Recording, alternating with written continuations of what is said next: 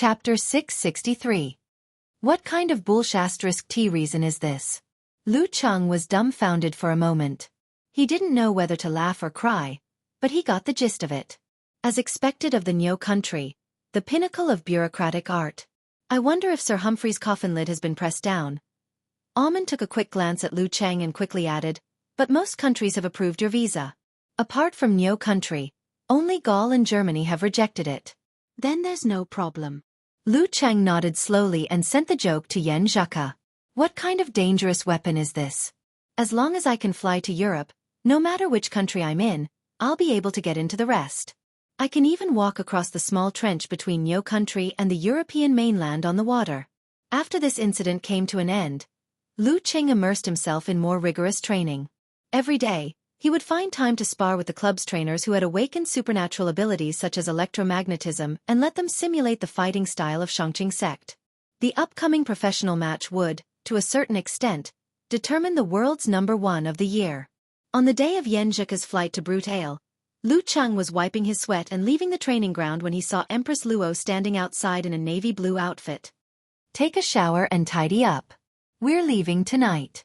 This outstanding senior beauty instructed with a faint smile. It's already the weekend? Is this the day I'm going north to Hudong to challenge Shangqing sect? Lu Cheng, who was engrossed in training, suddenly felt that a day in the mountains was 1,000 years in the world. Okay. He collected his thoughts and answered solemnly. After washing off the stickiness of his body and soothing his mental fatigue, he packed his simple luggage and went to the physical invulnerability restaurant for dinner. There was no need to go home. The clothes he had left in the clubroom were enough for his rotation. At 6:30, Lu Cheng led Almond to the entrance and saw a coaster minibus. When he got on the carriage, he swept his gaze across the interior of the carriage and took in the situation inside. Dragon King Chen Qitao was sitting in the first row by the window, leaning against the backrest with his eyes closed. He looked like he was taking a nap, expressionless and silent. His current assistant, Huang Zhanghong, who was dressed in a suit and leather shoes, sat opposite him. He didn't get too close, as if he couldn't bear the natural pressure. Lu Yen, who was also a part-time coach, was seated in the second last row. If one were to look closely at his handsome face, they would be able to see some wrinkles and signs of old age. Coupled with his grizzled hair, he fully displayed the charm of an old man. He maintained his usual serious expression and was whispering something to his assistant, who wore half-rimmed glasses and looked like a lawyer. Despite Lu Yan's unsmiling face, Lu Cheng, who had been paying attention to the Longhu Club for many years, knew very well how excited he could be after defeating a strong opponent. He might even do some provocative things, such as rushing to the enemy's seat to celebrate. This wasn't an immature behavior that only happened when he was young. This had happened twice already this year. Ning Zitong, who had changed into a long dress, and her disciple, Wuxia, sat in the middle. One of them was talking about feminine topics, while the other was nodding along nonchalantly. Their assistants were scattered around them, each doing their own thing. Lu Cheng nodded in acknowledgement and casually chose an empty seat by the window. Amen and Guajia's assistant, Wang Yueshi, sat together and started chatting in low voices. A few minutes later, the bus started moving out of the city and onto the highway, heading north. Although they were heading north, Hudong wasn't too far north. Not only was it not comparable to the Guanwai League, it didn't even cross the Yangtze River and was just adjacent to Guangnan. However, according to the customs of the people of Huaqing, the north of Huaqing was called the north. It was because of this that they didn't take the high-speed rail and instead traveled by themselves. The two drivers took turns and arrived at Sky Thunder Mountain, where the Shangqing sect was located, in the middle of the night. After resting for a few hours at the hotel they had booked, Lu Cheng and the rest began their adaptability training. Due to the impending battle, they didn't engage in any group battles. After a day of adjustment, they boarded the bus again at 2 in the afternoon and headed up the winding mountain road. The road was full of twists and turns, pine forests, and valleys dotted with thin snow. On one side was a cliff, and on the other was a bottomless abyss. The terrain was dangerous and the environment was serene. After passing the Wansong Hill, there were 8 Shangqing sect disciples in blue robes guarding the hill. In ancient times, this place was called Sword Dispelling Cliff. All visitors had to leave behind their weapons before they could continue up the hill. This wasn't much of a restriction for martial artists who were proficient in martial arts. It was just a matter of courtesy. The 8 disciples stood to the left and right, bowing and greeting the members of the Longhu Club. Ning Zitong retracted her gaze from the window and flipped through the newspaper that her assistant had bought. She lamented and complained, "The newspapers these days are getting worse and worse. Other than advertisements, there's still more advertisements." Back in the day, a duel like this would be a full-page feature. From the setup of the home team, the recent battles of both sides, their respective performances, all sorts of sensational and motivational content, there was everything. The writing was good too. Now, there's still a feature, but one look and you can tell that it's just half-hearted and half-hearted. It's the era of self-media now. Many web portals are slacking off.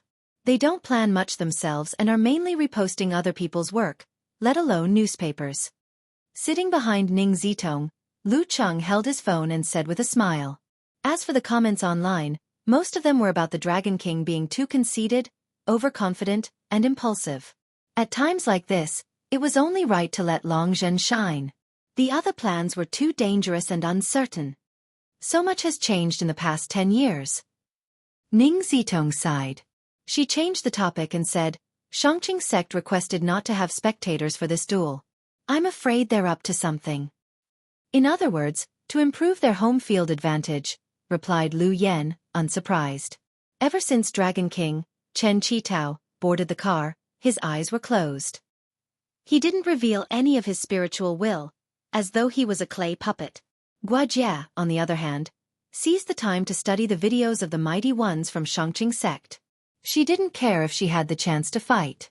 Coaster went around the sword-dispelling cliff, passed through the 5 immortal crutches, and arrived at the car park outside the Shangqing sect. The Longhu Club team, led by Chen Qitao, went down in a single file.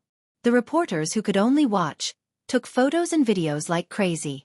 After entering the Shangqing sect, Amen and the other assistants stopped and were led away for tea by the receptionist. The few physical invulnerability experts continued up. They passed through the courtyard, stepped on the stone steps, and reached the peak. This place got its name from being struck by lightning all year round. There wasn't a hint of snow, and it was barren except for rocks. As they approached, the ring on his finger was disturbed by a magnetic field and showed signs of restlessness. Thunder and lightning fell from the sky, generating magnetism. But that wasn't the main point. The main point was that there were now 9 thick electric poles on the previously barren mountaintop. High-voltage power lines connected the poles from below. In the middle of the high-voltage power line stood a white-robed Taoist with a crown on his head. He had delicate features, and the corners of his clothes fluttered in the strong wind. He was the warrior sage, Qian Donglu. Dragon King, Chen Qitao's half-closed eyes suddenly opened. He looked over and made eye contact with the other party. Suddenly, lightning flashed high up in the sky. It was as if it had struck an invisible tree, burning it up out of thin air. With a faint purple flame, it fell to the ground with crackling sounds, turning into small snakes that flowed away, leaving behind only scorch marks. Retracting his gaze, Chen Qitao didn't take another look. He took the lead and walked into the distance. There were a few futons by the edge of the cliff. Those were the guest team seats. All of this had the simple charm of a battle from a few hundred years ago. However, the thick electric poles and high-voltage power lines that separated the sky ruined the feeling. So they're going to use the high-voltage power. Ning Zitong smiled in realization. There was a solemn look on her face. Lu Cheng nodded at Peng Liyun and sat down cross-legged. He heard Coach Lu Yen say, "The warrior sage is planning to be the first to battle. Although we have a higher chance of winning if we take him down first and let you, Dragon King, take him on, I'm afraid he'll be unstoppable with today's setup. When the time comes, he'll carry the momentum of his accumulated victories with him. Hence, it's still better for you to take the lead." "Just right," Chen Qitao nodded slightly. There seemed to be a raging purple flame burning in his eyes. Lu Yen turned to Lu Cheng and suddenly asked, "Are you confident?" "Ha!" Lu Cheng didn't react immediately. "What kind of question is that?" Lu Yen took a step forward, looked straight into his eyes, and said in a deep voice, "If you're not confident and feel fearful, I'll do it myself." Lu Cheng immediately straightened his back and answered firmly, "Yes. Yes. P.S. In the process of adjusting my schedule, this chapter has fewer words. Chapter 664. Lu Yan and Lu Cheng stared at each other for a dozen seconds before retracting their gazes. Then go show them your confidence. After saying that, he looked around and said, I'm sorry. We don't know if Shangqing sect will send Taoist Yun Yan, but since they've set up such a formation, they must be planning to break through with brute force.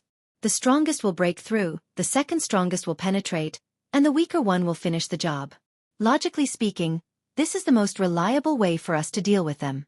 However, our strength is similar to theirs to begin with, and they have a slight advantage over us. Plus, they've put in so much effort to set up this home ground advantage. If we do this step by step, we won't have much of a chance of winning. Once we fall behind, we'll fall further and further behind until the end, and it'll be hard to turn the tables. That's why we need to make some changes.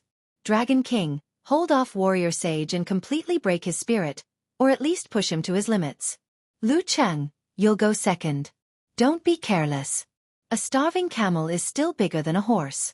Even at his limits, Warrior Sage still has the ability to defeat you. You have to do your best to take him down, then drag the match out as long as possible to wear down. Lu Yan glanced at the paper in his hand. Wear down Taoist Wu Guang.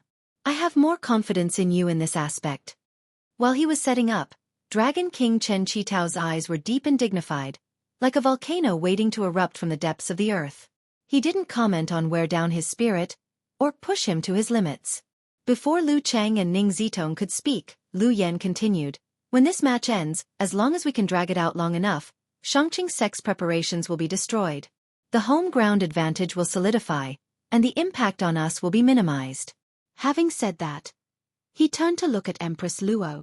If you can finish off Taoist Wu Guang quickly, you'll have an advantage over the injured Yun Yan, Ming He, Pang Liyun, and the rest. As for how much of an advantage you have, and whether it can offset the home ground advantage, it'll depend on what Lu Cheng can do, and how quickly you can finish off Taoist Wu Guang. Only by accumulating strength step by step will we have a chance of winning. If we make the slightest mistake, everything will be over. We're all physical invulnerability experts with plenty of battle experience. I'm sure you know what to do. Go all out and fight for every single step. After doing all this, Lu Yan personally handed over the name list to the referees of the same level and found out who the third main player of the Shangqing sect was. It was not the injured superclass Yun Yan, nor was it the long-time second-class Ming He and the others. It was the newly promoted Pang Liyun. He now had a nice nickname, Immortal Outside the Clouds.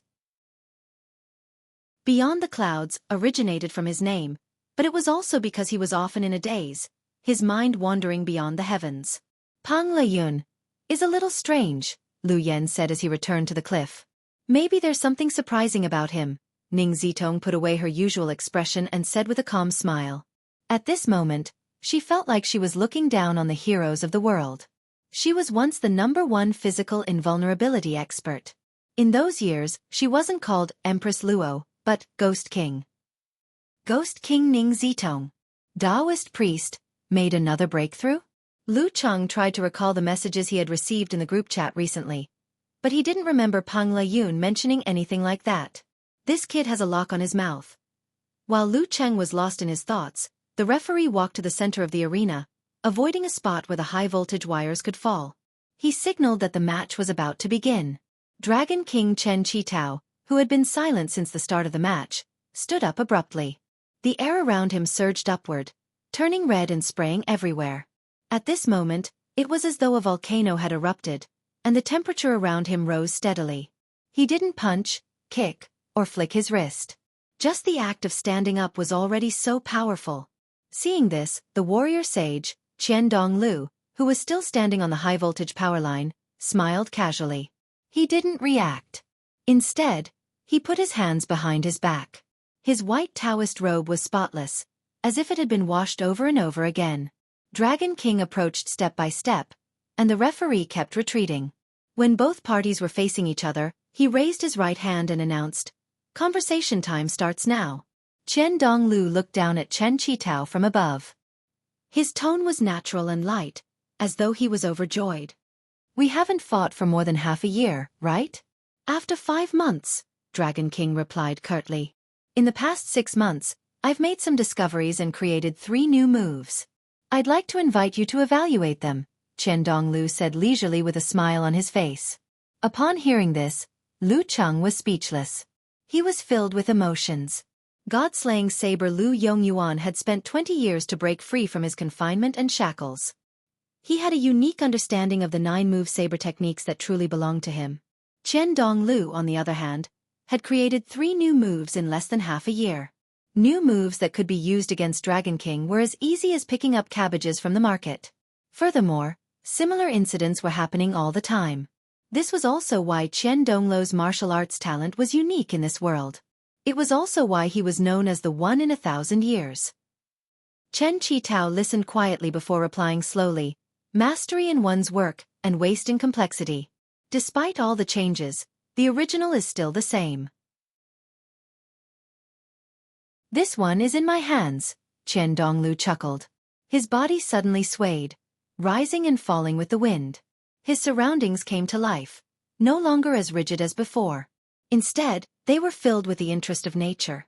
At this moment, he seemed to have become one with heaven and earth.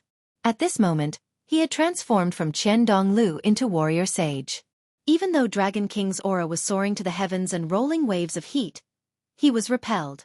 After staring at each other in silence for a while, Chen Donglu slowly raised his right hand. Under the afternoon sun, it glowed faintly like white jade. The first move, Sky Splitter, is like the splitting of the heavens, Chen Donglu said slowly. At this moment, the referee seemed to have coordinated with him and announced, "Begin!" Bam! Warrior Sage's palm struck down. Bright electric arcs instantly formed, twisting and thickening, like a crack in the heavens. This sky splitter engulfed the surroundings, including Chen Donglu's figure, and struck down with the same emotionless force of all things. At the same time, 2 high-voltage wires snapped, swinging away rapidly as if they were being pulled. The ends of the wires ejected silvery white and exaggerated electric arcs, transforming into whips that lashed at Chen Qitao. BZZT, BZZT, BZZT. Affected by this, 8 electric snakes sprang up in the form of pythons and pounced at Chen Donglu from all directions. If not for the gaps in the electric arcs, no one would have been able to avoid them at the speed of light. In a short moment, Dragon King was ambushed from all sides. Apart from the soles of his feet, he was attacked from all directions. It seemed that he had no choice but to face the attacks head-on and break through first.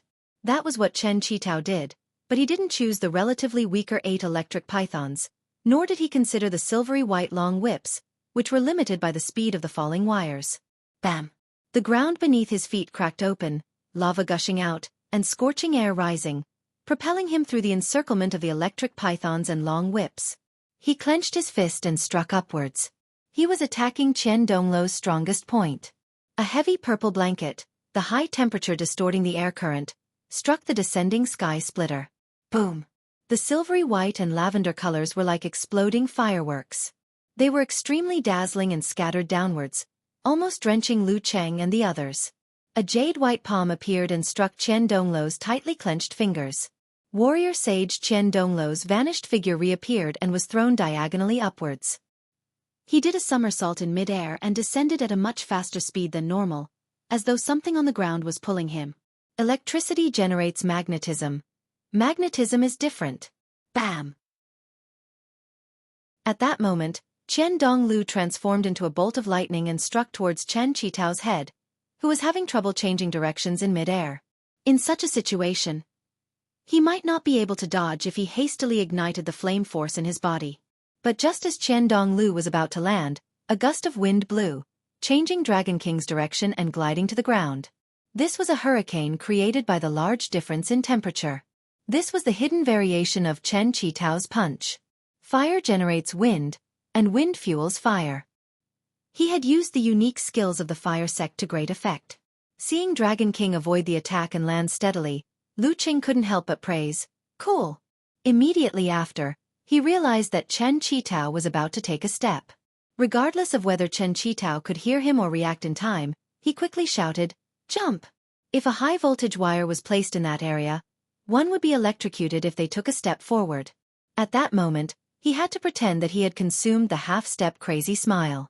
Dragon King seemed to be taking a step, but he wasn't. He leaped and changed his position, avoiding the electric shock. He had fought with Qian Donglu many times. Qian Donglu had often conducted sneak attacks by channeling electricity into the ground. He had long been at a disadvantage. Seeing this, Lu Cheng heaved a sigh of relief. Then he realized that Ning Zitong, Lu Yan, and Guojie were looking at him strangely. Cough. He cleared his throat and returned his gaze to the battlefield. What are you looking at? Haven't you seen other people's fans? Chapter 665. Missing his target, the warrior sage, Qian Donglu, suddenly hovered in midair. He didn't descend as expected, as though there was an invisible rope for him to step on, or the peak of the mountain was pushing him up. His sleeves fluttered as he looked at the Dragon King, Chen Qitao, who had changed his position, and laughed. The crack of the heavens can be mended, but the calamity of man cannot be saved. Just as he finished his sentence, he plummeted like an eagle pouncing on its prey. Ferocious, fast, and sharp. His two hands, which were curved into claws, contained disc-like electric arcs that grew petal by petal. How could Chen Qitao just stand there and let him attack? He immediately shifted his steps and turned his body, stirring up gusts of wind in the air. Wherever he was close to the ground, he would change his stride into a leap to avoid being affected. A pounce followed by a pause. There seemed to be an elastic rope tied to Qian Donglu's back that allowed him to swing up and down in midair. Sometimes he pounced, sometimes he was lifted. No one knew when the lightning would strike or where it would strike. This forced Chen Qitao to constantly change his position, allowing him to be completely manipulated. The warrior sage made full use of the magnetic field to gain the supernatural ability of flight. Normally, he would have had to undergo a long battle and change the environment to achieve this in other places. At this moment, he seemed to be in an undefeatable position. Locked in by his aura, Chen Qitao couldn't free his hands to attack the air. He had to be on guard against his opponent's thunderous attack. If he was distracted by other things, he might reveal his flaws. Amidst the undulations, Chen Qitao moved to a certain area. A talisman inscribed with green jade and silver lightning suddenly appeared in Qian Donglu's eyes.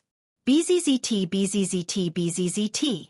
At the point where the high-voltage wires were connected to the ground, the electric arcs that had been dispersed by the peak of the mountain were suddenly triggered. They soared upwards like a blooming sunflower. They formed a cage, trapping the Dragon King, Chen Qitao. They kept shrinking towards the center, as though trying to envelop him.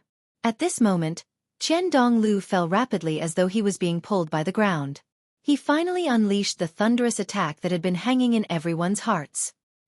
He bent his 10 fingers and extended them forward. He locked onto his opponent from afar and shot out lightning snakes one after another. Amidst the closing petals of the electric sunflower, Chen Qitao used the same trick again. He stomped his feet and soared into the sky. His fists were like gushing purple lava, roaring towards Qian Donglu. His legs were trembling slightly, and his trousers were making crackling sounds. To a certain extent, he was affected by the arc of light and was affected by it.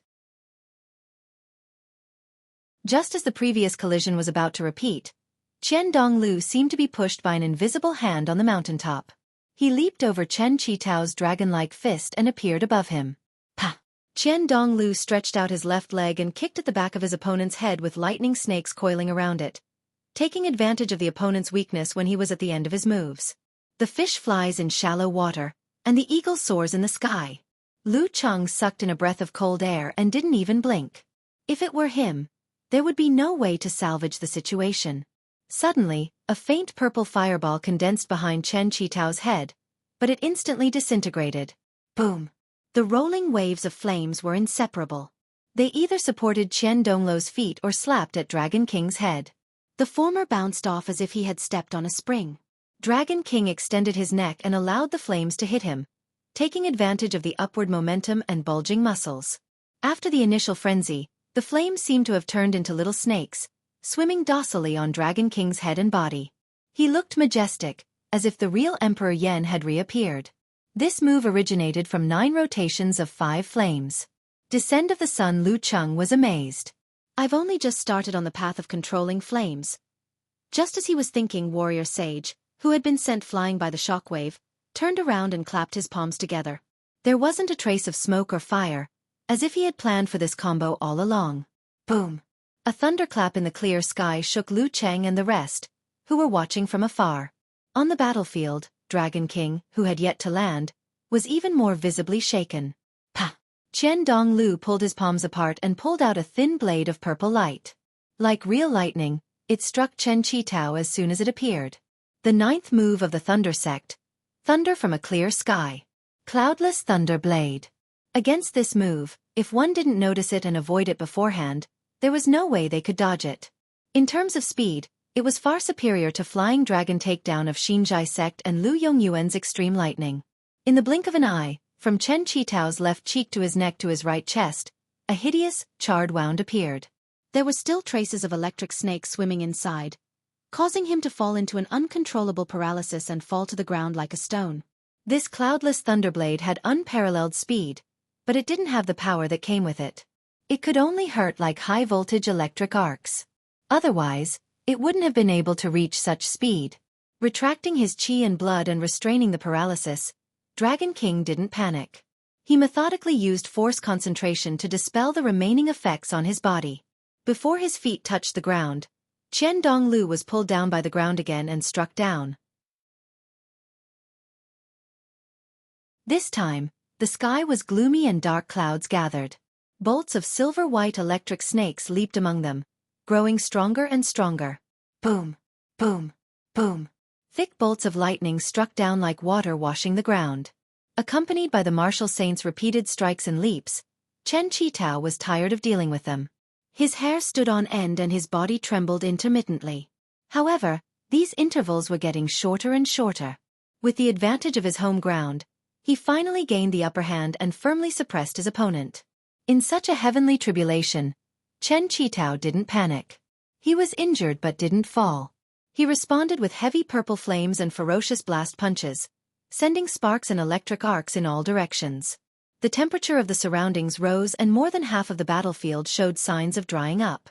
Even from a distance, Lu Cheng could feel the heat when he breathed, almost burning his chi passage. This was the chi passage of a fire sect physical invulnerability expert, one that had been honed multiple times in the volcano laboratory. If it had been a martial artist below the inhuman stage, he would have been severely injured and on the verge of death, unless he stopped breathing. Mirage, suffocating hell. Lu Cheng muttered thoughtfully. This was the eighth move of the fire sect. It mainly changed the environment to create a high-temperature space that was advantageous to the user. It made it difficult for the opponent to breathe and create visual differences due to the density of the air. It also affected the movement of the organs and the ability to think due to the scorching air. This was an indiscriminate damage. However, martial artists who were good at controlling fire and had been honed in the volcano laboratory were like fish in water. Even if they were more powerful, they would be less affected than their opponent if they exceeded the limits. Beside him, Lu Yan's lips quivered as he said softly, "Dragon King is making use of this to slowly turn the situation around. He is also destroying the surrounding environment to weaken his home ground advantage and pave the way for the rest of you." Lu Cheng nodded in realization. Shortly after, he had a question. If this goes on, will the clothes ignite on their own and burn to ashes? At that time, the scene would be too beautiful to look at. Lu Yan tilted his head and gave him an odd look. Our martial arts suits have been reinforced with fireproof materials. The Shangqing sect should have done the same. How could he not know such common sense? Ha ha. Lu Cheng laughed dryly. So that's how it is. Can't you allow me to be a martial arts fanatic for the next few months? After a fierce battle, the temperature of the ground rose rapidly. Qian Donglu's descending and leaping movements were no longer as effortless as before. However, he could still borrow the momentum to fly high and fall naturally. Along with the lightning spat out by the dark clouds, wave after wave, the nine heavens united. Chen Qitao was on the verge of collapsing. Tiny electric snakes slithered on the surface of his skin as the power of his punches and kicks weakened. Suddenly, his movements slowed. Qian Donglu immediately turned into a bolt of lightning and struck mercilessly. Against the backdrop of the dark clouds and dancing lightning snakes, he went straight for his opponent's vitals. Without a sound, Chen Qitao swung his left fist to the side. Layers and layers of purple flames covered his fist, making it unimaginably heavy. It actually caused the martial saint in mid-air to change his direction and collide with it. Bzzz. The purple flames didn't dissipate and stuck firmly to Qian Donglou's palm. Meanwhile, the lonely light drilled into Chen Qitao's body, electrifying him. Amidst the trembling, Chen Qitao raised his right arm as though he was prepared. His 5 fingers clenched into an empty fist, as though he had covered an area and grasped the surrounding nature. Looking from afar, Lu Cheng had the feeling that the area was completely isolated. Heaven and earth were turned upside down and nothing was left unscathed. In a situation where he couldn't turn the tables, Chen Qitao chose to exchange injury for victory and retaliate forcefully. Restriction Sect, Clear Jade Chapter.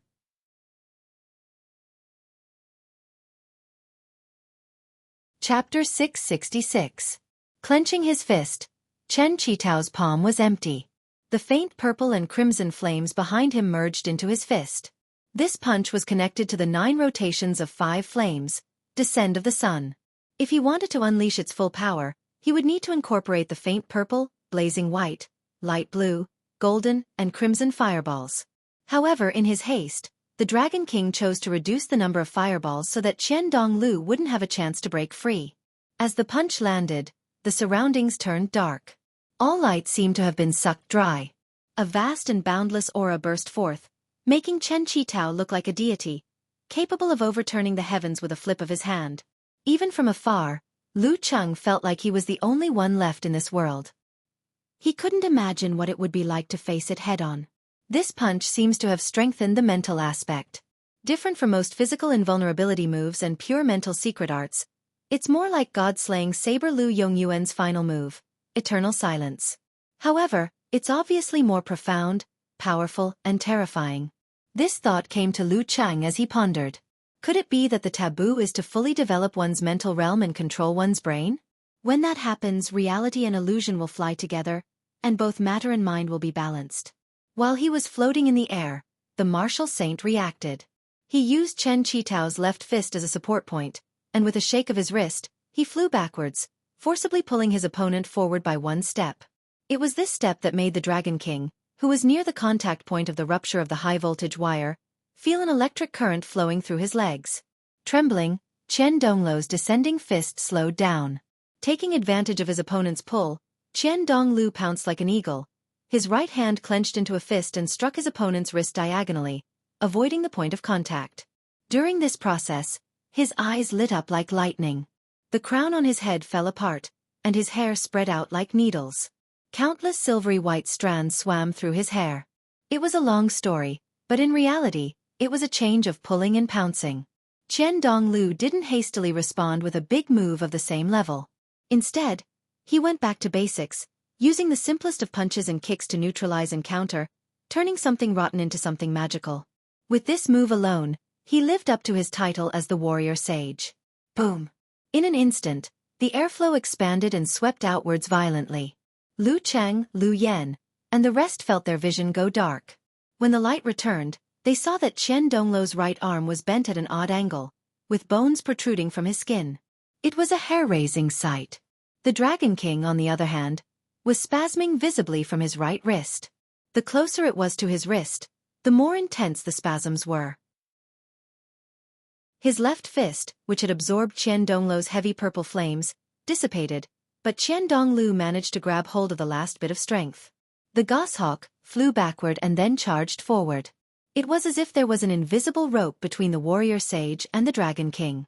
In the background, several drones in charge of broadcasting were affected by electromagnetic waves and heat waves. They were either directly damaged or malfunctioned and fell to the ground. Pulling on the rope, Qian Donglu tightened his body in midair, lowered his waist and shoulders, and crashed into Chen Qitao's chest like a meteorite. Crack! Although the Dragon King hurriedly retracted his left arm, expanded his chest and abdomen muscles, and ignited a thin fire shield, he was still knocked out of his stance. His joints were bent and his chest bones were broken. Bang! He flew backward, his back colliding with a high-voltage electric pole. He broke the pole and flew up, tearing apart several wires. BZZT BZZT BZZT. The high voltage penetrated the air and drew out electric arcs, creating a scene of fireworks in midair. With a successful move, Qian Donglu's feet finally landed on the ground. He lowered his waist, bounced up, and appeared beside Chen Qitao. He was so fast that it was like a flash of lightning, arriving at almost the same time as the sound of breaking air. This speed was only slower than the transient steps. The fourth style of the Thunder sect, Swift Thunder. If not for his injuries, the warrior sage could also exceed the speed of sound with his full strength. This was why the warrior sage was called the warrior sage. He could quickly pick up, master and come up with new ideas. He was different from his predecessors. Once he understood something, he would be able to understand it all. Almost all the martial artists of the same generation as him had tasted despair. Bang! Amidst the explosion, Qian Dongluo's already charred and tattered white robe was torn apart. He shook his left hand, turned his fist into a palm, and pressed forward. The green lightning in his palm formed a talisman, like a seal of thunder, containing a sense of danger and terror. The fifth style of the Thunder sect, Universal Green Book. This move was mainly used for paralysis. It could mix lightning into a thunderball and create an explosive force in the electric shock. More frightening was that it could affect and manipulate the lightning of the natural world and the enemy to a certain extent. Don't fight Shangqing sect physical invulnerability experts in thunderstorms. Don't fight Shangqing sect disciples unless there's a difference in realm and level. These were the two universally recognized rules in the Chinese martial arts circle, and even the entire world's supernatural realm. Back then, Vagar took advantage of the fact that he was close to physical invulnerability and stronger than Pang Liyun to launch a surprise attack to break the prejudices of his predecessors. In the end, not only was he heavily injured, but he also helped Pang Liyun make the great leap. Bang! Chen Qitao's expression was resolute. He didn't admit defeat. Even though his sternum was almost completely broken, it didn't stop him from punching with his right fist, using Emperor Yan against Green Book. At the same time, his broken left arm drooped down. With a shake of his shoulder, he used the injured area like a whip, whipping out a cluster of purple flames that burned close to the ground. It swam silently, but danger lurked within. Bang bang bang. The warrior sage and dragon king kept switching positions, engaging in close-range combat. At times, the purple lightning and green lightning would increase, and at other times, the flames would wreak havoc. If Dragon King was below the inhuman stage, he wouldn't be far from death. Even at the inhuman stage, he would have lost most of his combat ability. However, he was still fighting hard, repeatedly using force concentrations. There wasn't a hint of pain on his face, as though he had lost his senses.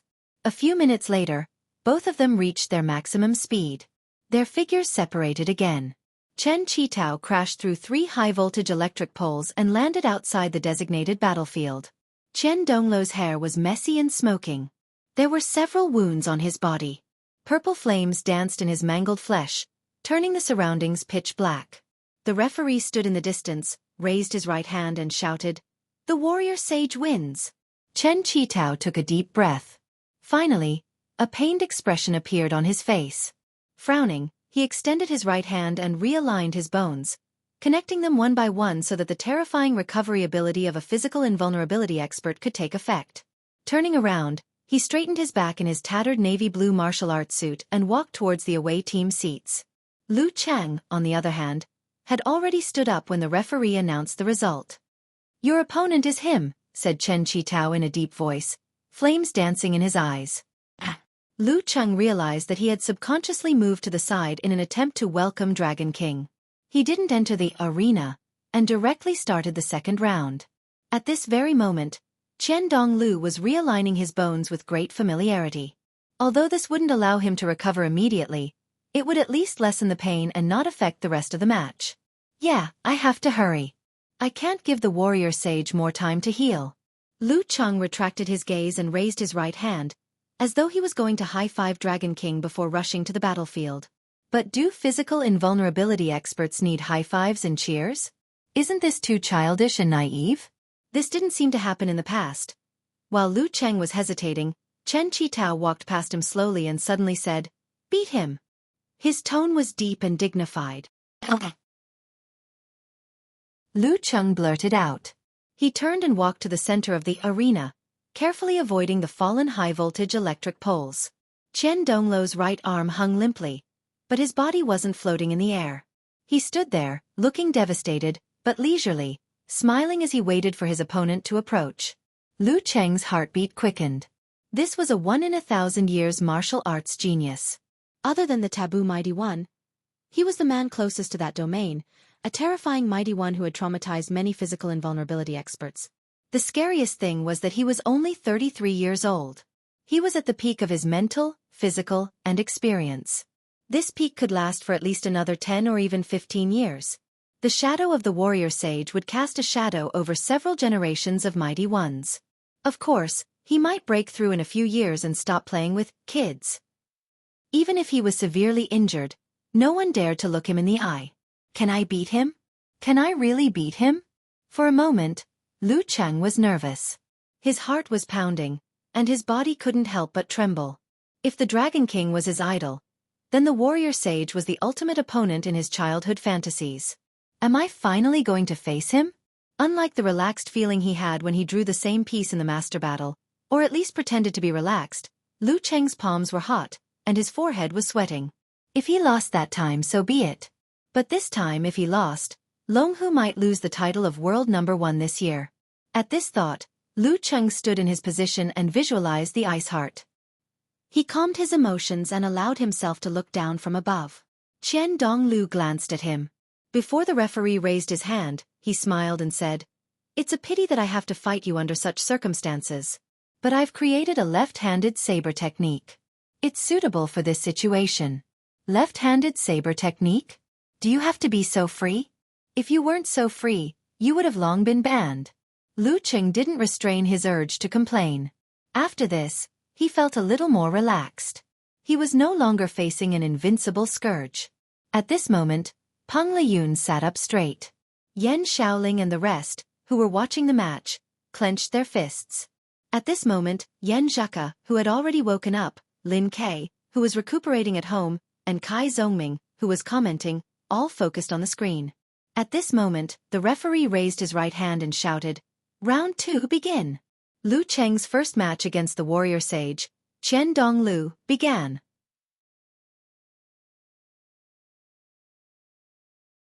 Chapter 667. As soon as the referee finished his sentence, Lu Cheng gathered the faint purple fireball he had prepared earlier. It circled around him like a satellite that could attack and defend on its own. This short moment wasn't enough to complete the 5 flames. He could only choose one of them. This complemented the still high temperature in the surroundings. Qian Donglu watched from afar with a smile on his face. He raised his left palm, straightened it into a blade, and slashed at Lu Cheng. Bam! With this slash, his entire body moved. Silvery white threads leaped out from his body, baring their fangs and brandishing their claws. In Lu Cheng's eyes, there seemed to be only the thunder blade left in the world. It flickered and swam left and right, like a fish swimming in a clear river, or a ray of moonlight reflected in the waves. It was either natural or ethereal, making it hard to tell where it would slash at. Lu Cheng's thoughts whirled and fell. He didn't have absolute confidence, but under the guidance of the god, looking down at him and the clear reflection of the ice heart, he calmly chose to dodge. Bam! He stepped on the ground, twisted his waist, and swept out. Since the high-voltage wires were in contact with the ground, he naturally wouldn't choose a spot near them. Just as he moved, the thunder blade suddenly brightened. No longer flickering or wandering, it was activated and locked onto Lu Cheng, dragging a long trail of light as it slashed at the spot where Lu Cheng was about to appear. Seeing that he was about to be hit, Lu Cheng, who had been prepared, detonated the Emperor Yen force hidden in his aperture acupoints. Boom! Carrying the faint purple fireball, he seemed to have been pushed by someone out of thin air. His horizontal movement turned into a backward drift. Bam! Lu Cheng was vaguely stimulated, his hair standing on end. The thunder blade brushed past his body and hit the ground not far away, creating a long charred ravine with tiny electric snakes jumping around. Qian Donglu's figure reappeared. He turned around without a trace of anger. His gaze once again locked onto Lu Cheng, who had just landed. Thump, thump, thump. Dragging his limp right arm, he floated forward. With every step he took, he grew taller, like the saying in ancient stories, "Grow with the wind." After 3 steps, the leisurely warrior sage transformed into a terrifying giant over 2 meters tall, covered in thunder tattoos. Zzzzzzzzzzzzz.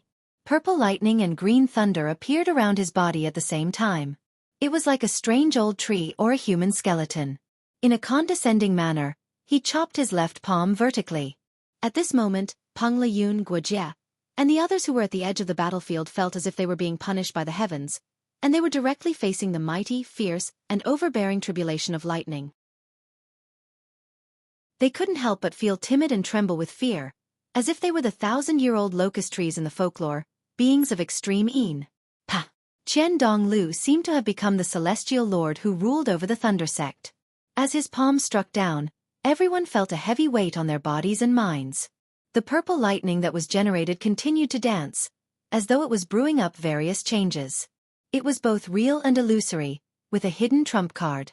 This blade was derived from the 6th style of the Thunder Sect, the purple seal of the Celestial Venerable. It was supported by spiritual suppression, and it was extremely righteous, yang and firm. The lightning tribulation was ferocious, and its power was terrifying. Once it came into contact, all 9 tribulations would fall. When Qian Donglu was close to him, Lu Cheng had been observing him. However, he still couldn't grasp the one hidden by his opponent. He couldn't determine what his final change would be. Even with the ice heart reflection, he could only understand the objective situation. He couldn't synthesize the information and make the most accurate judgment in an instant. When the warrior sage transformed into the celestial lord of the Thunder Sect and suppressed his heart and mind, he finally made a decision. It wasn't too early, but it wasn't too late either. His enemy heart-freezing move was crystal clear and solid. Under the might of the thunder tribulation, only a few cracks appeared. This allowed Lu Cheng to not need the confrontation formula or the forwarding formula and not be affected by fear. He calmly moved his shoulders, straightened his knees, and dodged to the side. At the same time, he stirred up a ferocious gust of wind that slammed towards Qian Donglu. However, at this moment, it was as though there was an invisible rope between him and Qian Donglu. The moment he changed directions, the connection tightened. Together with the warrior sage, the distance between them decreased instead of increasing. Pa! Qian Donglu's heavy left palm suddenly sped up. Purple lightning gathered, illuminating the surroundings that seemed to be the calm before the storm. A thick bolt of lightning suddenly appeared between the heavens and earth. At this moment, Lu Cheng had no choice but to ignite the small amount of Emperor Yen force in his body. In an instant, he changed directions and flew diagonally, making a strange turn. Bam! Purple lightning swept across, stirring up smoke and dust on the ground. It was bare and cracked. Qian Donglu didn't raise his arm again. Shifting his center of gravity, he moved his body first and pounced towards Lu Cheng, who had yet to land on the ground. His left palm landed behind him, like a long saber being dragged forward. The tip of the saber rubbed against the ground at high speed, creating a series of sparks. The appearance of the sparks ignited the already hot air in the surroundings. Whoosh! Within a radius of 20 to 30 meters, a single spark started a prairie fire. Crimson flames roiled as Qian Donglu's saber leaped towards Lu Cheng, who was in mid-air. Since ancient times, lightning strikes were often followed by fire. The Shangqing sect had deep knowledge in this aspect. The third move of the Thunder Sect was called Divine Golden Flames. Other than being an explosive technique to squeeze out one's potential, it was also the study of lightning strikes and fire burns. At this moment, Qian Donglu had cleverly used the fire sect battle environment created by the Dragon King. Crack! The flames in mid-air burned through 2 high-voltage wires. They swung downwards, dragging bright electric arcs that pierced through the air. They whipped towards Lu Cheng from both sides. At this critical juncture, Lu Cheng took a deep breath and ignited the second stage. Boom! With the explosion of some Emperor Yen force, he changed his original direction and retreated rapidly, avoiding the whip of thunder punishment and most of the flames. The remaining crimson flames flowed over his head, his skin, and his clothes. However, the violence and scorching heat were restrained, like the rain falling in the spring of March. At this moment, Qian Donglu suddenly paused. He gathered all his momentum at his waist and sank into the ground. Following which, with a loud bang, his body swung up. Against the cracked ground, he flashed to Lu Cheng's side at lightning speed, taking advantage of the fact that Lu Cheng had almost exhausted all his moves and was in mid-air, where it was difficult for him to exert his strength. Accompanied by the explosive wind, Qian Donglu straightened his left palm and chopped forward. The rising silvery white light made Lu Cheng's eyes sparkle. Lu Cheng couldn't care less. He turned sideways, swung his arm, clenched his fist and hammered downwards. The faint purple fireball around him whizzed out. Biziziti! Qian Donglu's palm vibrated mysteriously. Like a hot knife cutting butter, he silently split the faint purple fireball into two halves. The halves fell to the surroundings and then exploded. After the split, he used up all his momentum and retreated with the force of the rebound, causing Lu Cheng's fist to hit empty air. Bam! The moment he retreated, he stomped on the ground with his right foot. Like a spring that had been compressed to its limit, he fiercely slammed his body sideways. This was a variation of the second chop. The palm was the knife. The body was the knife. The small knife broke the defense, while the long knife took the life. Just by looking at these few moves, Qian Donglu was a master in the way of the knife. He wasn't much weaker than the god-slaying knife, Lu Yongyuan. To him, the principles of martial arts were interconnected. A knife sage was a knife sage, a sword sage was a sword sage, and a fist sage was a fist sage. He was the warrior sage of the present age. The figure in front of Lu Cheng grew larger. Without time to do anything else, he pulled up his arm and formed an ice wall beside him. Bam! Amidst the loud collision, there was a cracking sound. Lu Cheng, who didn't have a foothold in midair, flew backwards and crashed into a high-voltage electric pole. The pole broke. Lu Cheng's butterfly muscles on his back bulged as he borrowed the force of the collision. In a flash, he nimbly changed his direction and landed in another position. He put his feet together to avoid the electric shock. His arms and the sides of his body were unusually sore. If he hadn't formed the ice wall in time to offset the pain, they would have been fractured. However, Qian Donglu didn't follow him around and launch another powerful attack as he expected. Instead, he paused for a moment to catch his breath. This made Lu Cheng feel as if a bolt of lightning had struck his mind, illuminating the dark fog. He came to his senses and realized that he had made a big mistake just now. In the face of a once-in-a-thousand-years genius, the warrior sage of the current generation, and a top-notch expert whose name had resounded in his ears for almost a decade, he had instinctively chosen the cautious approach of minimizing mistakes. He would rather avoid the attack than take the risk. This had nothing to do with emotions or cowardice, so it wasn't within the range of the enemy heart-freezing move. As a result, it had boosted Qian Donglu's momentum and allowed him to freely display his martial arts skills. He had completely avoided the situation where he was heavily injured and his right arm was broken. No, I have to pressure him and make him reveal his current condition. Avoiding the attack was equivalent to disarming himself. He was heavily injured and couldn't use his right arm. He had lost many of his home ground advantages. Why couldn't he go head-to-head and finish him off while he was down? He was human too. He had lost a match before, especially after a fierce battle. What was there to worry about? As these thoughts flashed through his mind, Lu Cheng swung his arm, clenched his fist, and punched forward. At the same time, all the pores on his back spewed out tiny flames. They penetrated his clothes and propelled him dozens of meters away like a rocket. He punched the face of the warrior sage, Qian Donglu, who always gave people the impression of laziness. Come on, I'm not afraid of you. Chapter 668. Flames ignited behind him and tore through the air. Like a rocket, Lu Cheng closed the distance between him and Qian Donglu and punched his face. He imitated the Nile general Satha, using the fire sect techniques as its foundation. He called it jet counterattack. The shadow on his face grew heavier and the fist in his eyes grew bigger. Qian Donglu suddenly smiled and took a deep breath. His body swelled again, his muscles propping up his tattered clothes. Through the cracks, his pulsating veins, bronze skin, and lightning patterns outlined by a silver pen could be seen. Qian Donglu clenched his left hand into a fist, sending out bolts of purple electricity from his joints and muscles. This stimulated his body like a simplified explosive secret art, but it also contained a dangerous aura. Bam! He swung his shoulders and punched. Attack against attack. Boom! The exaggerated contortions of his muscles and bones were drowned out by the tumbling airwaves and the exaggerated sound of the collision. Purple electric sparks flew everywhere. Against such a backdrop, Lu Cheng's body swayed and he took 2 steps back. The Thunder Sect's martial arts were known for their ferocity. After a long battle, the heavily injured Qian Donglu was still slightly stronger than Lu Cheng. Bam! As Lu Cheng retreated, Qian Donglu immediately rushed forward. His left leg stepped out and his right leg tends to deliver a low kick, no higher than the knee joint. Lu Cheng's right fist was still numb from the electric shock. His opponent's movements were swift and fluid, giving him no chance to use force concentration to neutralize the effects. Lifting his hip, spreading his leg, and tensing his knee, he could only match a low kick with a low kick. Bam! As the 2 feet collided, both shoes shattered into flying butterflies, some burning with purple flames, some entwined with electric sparks. Lu Cheng swung his left leg back and took a large step back, widening the distance between them.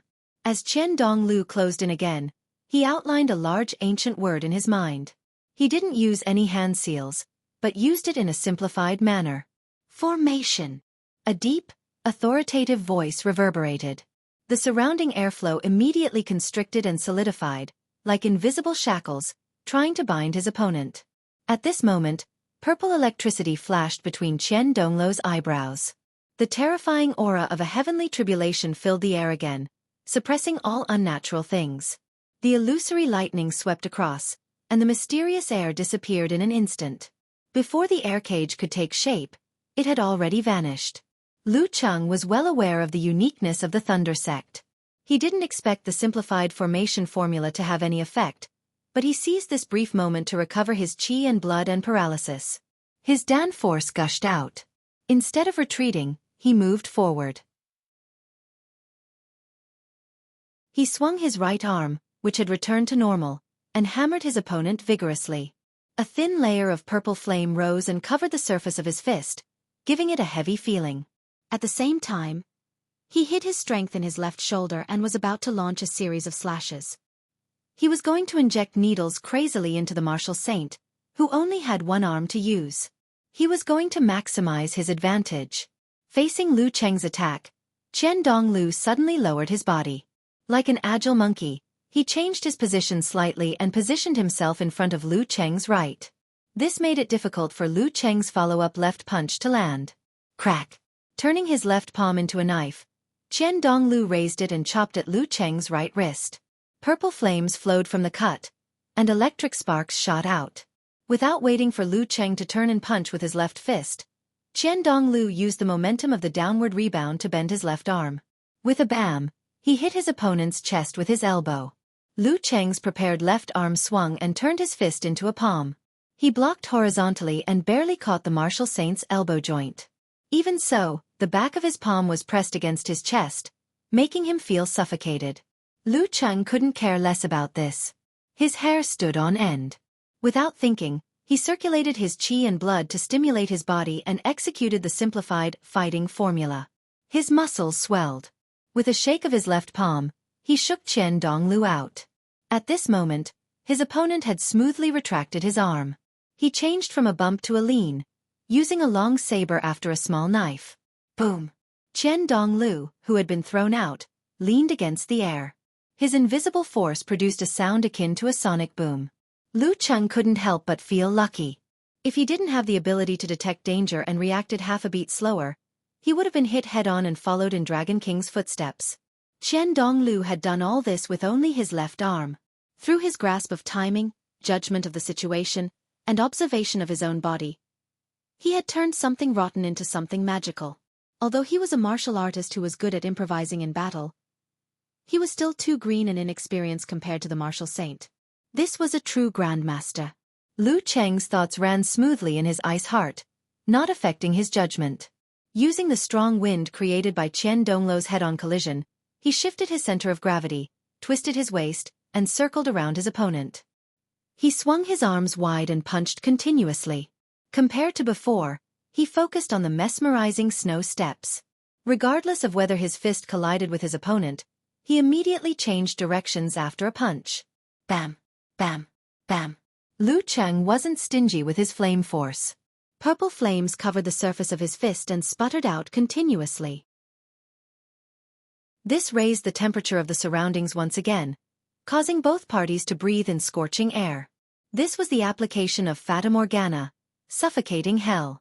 Just as dark clouds gathered overhead and the magnetic field on the ground intensified, Lu Cheng took the initiative to change his move. He hit the martial saint with a scorching punch and ignited the scorching air. In an instant, He and Qian Donglu were completely immersed in a sea of flames. Flames billowed around them, making it look like hell. In such an environment, Lu Cheng's skin wasn't charred, and his clothes only started to curl. The flames surrounded him but didn't hurt him, making him look like the Emperor of Fire. In terms of fire control, he was confident that he could completely suppress the martial saint. In such a battle, the difference was obvious. Qian Donglu naturally wouldn't sit still and wait for death in the sea of flames. Before his hair and clothes caught fire, he struck his left palm diagonally, a purple seal flashing in his eyes. Rumble! Rumble! Rumble! Bolts of lightning fell from the dark clouds in the sky. The lightning seemed to have transformed into a forest, covering the sea of flames. Expressionlessly, Lu Cheng condensed a layer of pure ice and withstood a lightning strike. He stepped closer to the martial saint and punched out. Qian Donglu shook his left arm, reached out, and grabbed. Then, he broke the tendons and dislocated the bones. At this moment, the sea of flames was extinguished, and the dark clouds dispersed. Poof! Just as Qian Donglu's palm grabbed Lu Cheng's fist, he suddenly felt a bone-piercing cold. A thick and translucent layer of ice started from his fingers and spread rapidly to his body. Lament of the Ice Queen. After keeping the fire force away from his body, Lu Cheng didn't need to use force concentration to balance the Lament of the Ice Queen. This was the result of his experience after the master battle and the changes he had prepared for today's match. Seeing that he was about to be sealed in ice, Qian Donglu suddenly twisted his arm and leaped into the air, spinning at high speed. The drill bit was his 5 fingers that were frozen in the ice. BZZT BZZT BZZT. Silver snakes of lightning spurted out, forming an illusory electric drill. In a breath, it split the thick ice wall. However, Lu Cheng didn't seem to care. He clenched his other hand into a fist and threw a crimson fireball at Qian Donglu, who was in mid-air. This was the real attack he had been planning for a long time. Boom! Amidst the lightning, Lu Cheng's body swayed and he took a few steps back. The surface of his right fist had turned black. Lightning arcs danced wildly, causing intense pain and numbness. However, he wasn't dejected. On the contrary, he was delighted. This was because Qian Donglu had been blasted away. His face was covered in dust, and his injuries were even more severe. If he hadn't made use of the residual magnetism on the ground, he would have staggered further. This was the first time Lu Cheng had truly hurt his opponent since the start of the battle. His energy, qi, spirit, and will were all connected. I can hurt him. I can win. Lu Cheng's willpower soared to the skies as he executed the simplified attainment formula with an indestructible force. He closed the distance between them and Qian Donglu's side. Another force concentration, another flurry of blows from his cloak, and the Lord Emperor's purple flame burned his opponent's body, raising the surrounding temperature. After all, Qian Donglu had lost an arm and was heavily injured. Even though his moves were simple yet profound, and he successfully defended against Lu Cheng's attacks one after another, he couldn't help but feel dizzy. Bam! Suddenly, he flipped his hand and struck out a cyan palm thunder, forcing Lu Cheng to dodge. Seizing this opportunity, the remaining high-voltage electric poles seemed to throw an invisible rope at Qian Donglu, dragging him over. He wanted to return to his home field. But at this time, Lu Cheng leisurely raised his arms and formed a hand seal. This was the moment he was waiting for. The magnetism on the surface of Qian Donglu's body changed. He tried to dodge, but for some reason, Lu Cheng's movements were clearly slower by half a beat. However, this delay gave him the opportunity to reorient himself. Confrontation. Seeing this, Dragon King Chen Qitao nodded, which was rare. Slowness was the essence of the transformation just now. Confrontation. As the voice entered his ears, Qian Donglu felt an uncontrollable tiredness and familiar laziness. He wanted nothing more than to lie in the shade of a tree, close his eyes and fall asleep. He wanted nothing more than to distance himself from the battle and enjoy the peace and quiet. This was his favorite state, and he almost couldn't extricate himself from it. Lu Cheng had anticipated that he might encounter a warrior sage today, so he had prepared several plans. As for whether all of them would be effective, that would have to wait.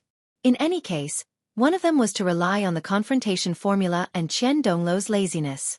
Taking advantage of Qian Donglu's weakened fighting spirit and slow reaction, Lu Cheng closed the distance with the attainment formula. First, he struck with his left elbow, then his right fist, and then his leg to trip Qian Donglu. Relying on years of instincts and reflexes, one-armed Qian Donglu actually managed to block this round of frenzied attacks. However, Lu Cheng finally opened up his stance. Without making any adjustments, Lu Cheng stepped on the ground, turned his body, and crashed into Qian Donglu. Bam! Qian Donglu's arm was swatted away weakly. His chest bones were fractured, and he staggered backwards. Lu Cheng took a step forward and used force concentration to draw the fighting formula. His body expanded, and his powerful qi and blood seemed capable of harming others. He swung his arm and punched at the warrior sage. Qian Donglu's eyes glowed. His entire body seemed to turn illusory, turning into streaks of lightning. Silver, deep purple, and green exploded. Lu Cheng didn't make any adjustments. He just punched with his eyes wide open. Boom! As if there was an explosion, Qian Donglu sank knee-deep into the ground. Traces of blood could be seen at the corners of his eyes and mouth, and his eyes were filled with confusion.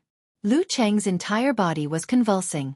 Electricity danced on the surface of his body, paralyzing all his muscles. However, his willpower was high. He forced himself to complete a Dan equilibrium concentration, alleviating much of the effects. Then, he punched at Qian Donglu's face. Just as his opponent followed the Dan equilibrium concentration and raised his arm to block, Lu Cheng forcibly twisted his waist and shifted his position. In a flash, he was behind the warrior sage. His hands swiped forward, pressing on both sides of the warrior sage's temples. Qian Donglu was an arrow at the end of its flight. He could only focus on his left, but not his right. He couldn't make a complete response in time. Phew! The wind slowed. Lu Cheng's palms stopped. The referee raised his right arm and announced, "Round 2, Lu Cheng wins. P.S. Tomorrow is the day to go to the hospital for acupuncture. You only update after 7 p.m., so this doesn't count as not updating."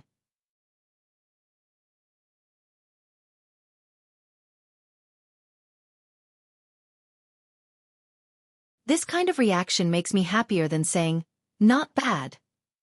Lu Cheng thought as he seized the time to recoup his qi and blood, reducing the main negative effects of paralysis and uncontrollable nerves in preparation for facing the second mighty one of the Shangqing sect. Who is he? What was he better at? As the thought flashed through his mind, Lu Cheng suddenly froze. He realized that he had no impression of the second physical invulnerability fighter from Shangqing sect. Who is it? Why didn't I pay attention to it? At the same time, in the Longhu Club's area, Chen Qitao was still sitting upright. However, the gloominess on his face had lessened significantly. Ning Zitong, on the other hand, heaved a sigh of relief. She had more confidence in her future development. After the battle with the warrior sage, Lu Cheng's mentality should have changed greatly. Completing the exhaustion mission was no longer a luxury. "Not bad," Coach Lu Yen said in a low voice. In the Shangqing sect's area, Peng Liyun didn't let his mind wander the entire time. Instead, he put himself in Lu Cheng's shoes and focused on watching the match frame by frame. When the match ended, he fell into deep thought, considering what he would do, how he would respond, and if he was as good as Lu Cheng. He didn't notice that someone beside him had stood up. Round 2, Lu Cheng wins. The sky was just starting to brighten. Yan Zheka suddenly raised her arms and opened her mouth as though she was about to shout. However, as soon as the sound reached her throat, she came to her senses. She covered her mouth with both hands, causing her excited shout to become fragmented and unpleasant. She was in the hotel arranged by the Financial Summit Forum. Her female classmate was still fast asleep on the bed beside her. I almost lost my composure. I almost became an uncultured person. Yan Zheka stole a glance at Jennifer and stuck her tongue out slightly. She looked like she had almost been caught doing something bad. She looked back at the screen and quickly took a screenshot before the image changed too much. She studied it carefully a few times, copied it with shallow dimples, and sent it to her own email. She took out her computer and booted it up. She opened the hard drive and found a folder titled, "Fortune Favors Fools." She pasted the screenshot she received into it and downloaded the video resources that had already appeared. She looked up and saw titles such as, "A Husky's Physical Invulnerability Preliminary Match," "Silly Ching Really Defeats Peng Liyun," and so on. After a few seconds of silence, She renamed the new video and screenshot with sparkling eyes. One was Warrior Sage for the first battle, and the other was Cheng is awesome. She pursed her lips and looked out of the window. Suddenly, she let out a soft, "Aya." She almost forgot that this wasn't a title match. Cheng still had a battle to fight. Yan Zheka nodded solemnly and picked up the tablet. Who is my opponent? Second round, Lu Cheng wins. Kai Zhongming had forgotten to complain about the boring commentary. He stared blankly at Lu Cheng's palms resting on Qian Dongluo's temples. It was as though he was trying to break down the scene into countless small sections, find traces of Photoshop, or memorize it in his mind. When Lu Cheng made the great leap and achieved physical invulnerability, Kai Zhongming had a similar feeling. However, it was never as intense as now. Was the mighty one who was pressing his palms against the warrior sage's vital points really the same old-fashioned, cowardly, and unconfident friend of his? If anyone had dared to make such a prediction, he would have played a good joke on them.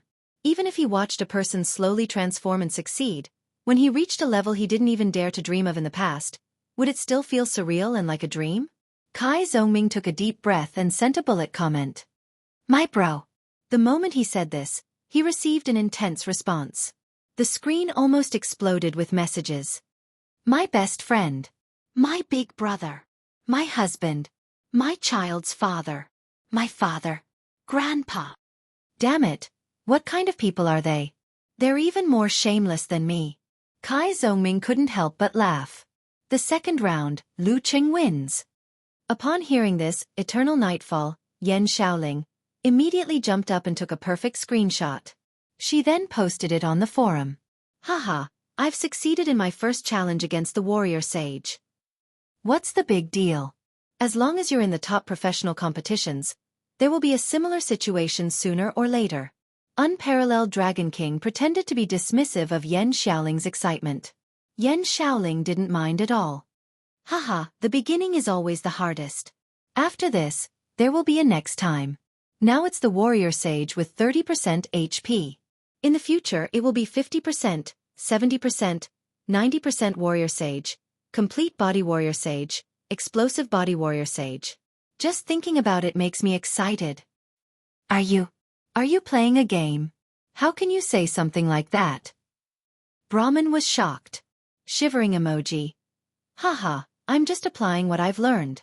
When I think of the scene that will happen, I can't help but cry." Yan Xiaoling changed her mind. "Nye chi chi." They immediately heaved a sigh of relief and said one after another, "It's still stupid Ling. It's still Chao Zi with a touching IQ. All right, let's stop chatting. The third round is about to begin." Unparalleled Dragon King reminded them. "Damn, I almost forgot." Yan Xiaoling cursed. "Who's the opponent?" Brahmin was confused. "Probably." Unparalleled Dragon King glanced at the participant list. Taoist Wuguang. Why do I feel like there's a typo?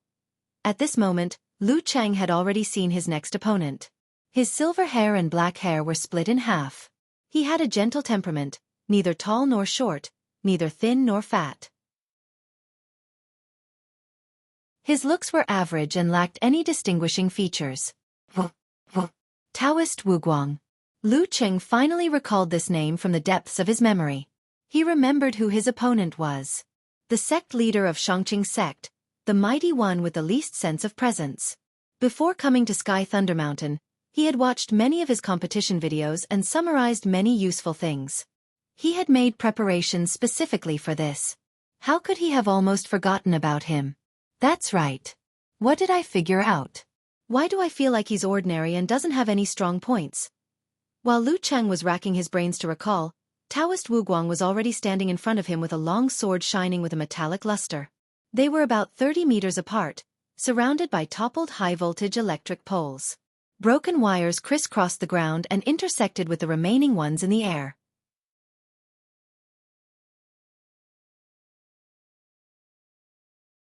Chapter 670. Seeing Taoist Wuguang standing opposite him and the referee at the edge of the field raising his right hand, Lu Cheng was still trying to recall the details of his enemy. He felt like he had forgotten something important. The referee looked around and waved his arm down. Gathering the qi in his dantian, he announced, "Begin!" Clang! Taoist Wuguang's metal longsword suddenly let out a dragon's roar and left his hand. Electricity swirled around it. Sword manipulation technique. Seeing this scene, Lu Qing suddenly woke up and remembered what he had forgotten. Taoist Wuguang was using a sword. But it wasn't a normal sword. It was more like flying swords in novels. Whoosh! The long sword circled by silver electricity flew out.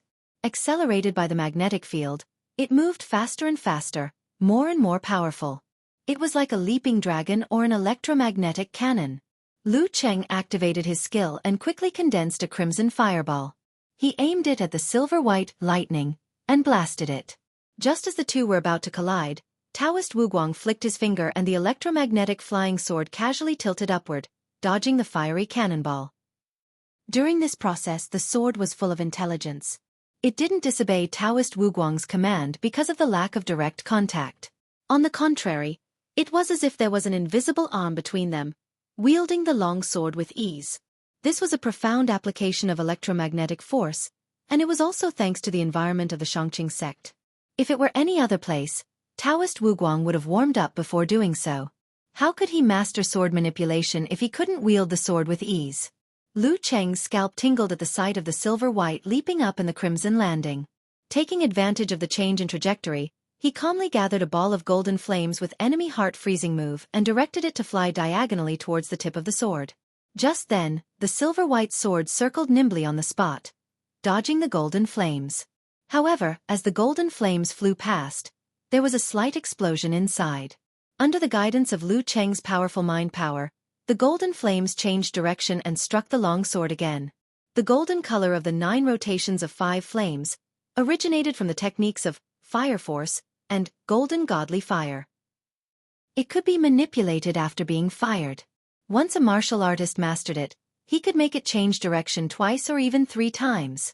Although Lu Cheng wasn't a physical invulnerability expert who practiced fire force, and his golden godly fire was just a beginner, his path of blending martial arts and cultivation gave him a higher mental strength than others of the same class. Moreover, he also had the ability to balance ice and fire, which gave him a better control over external forces.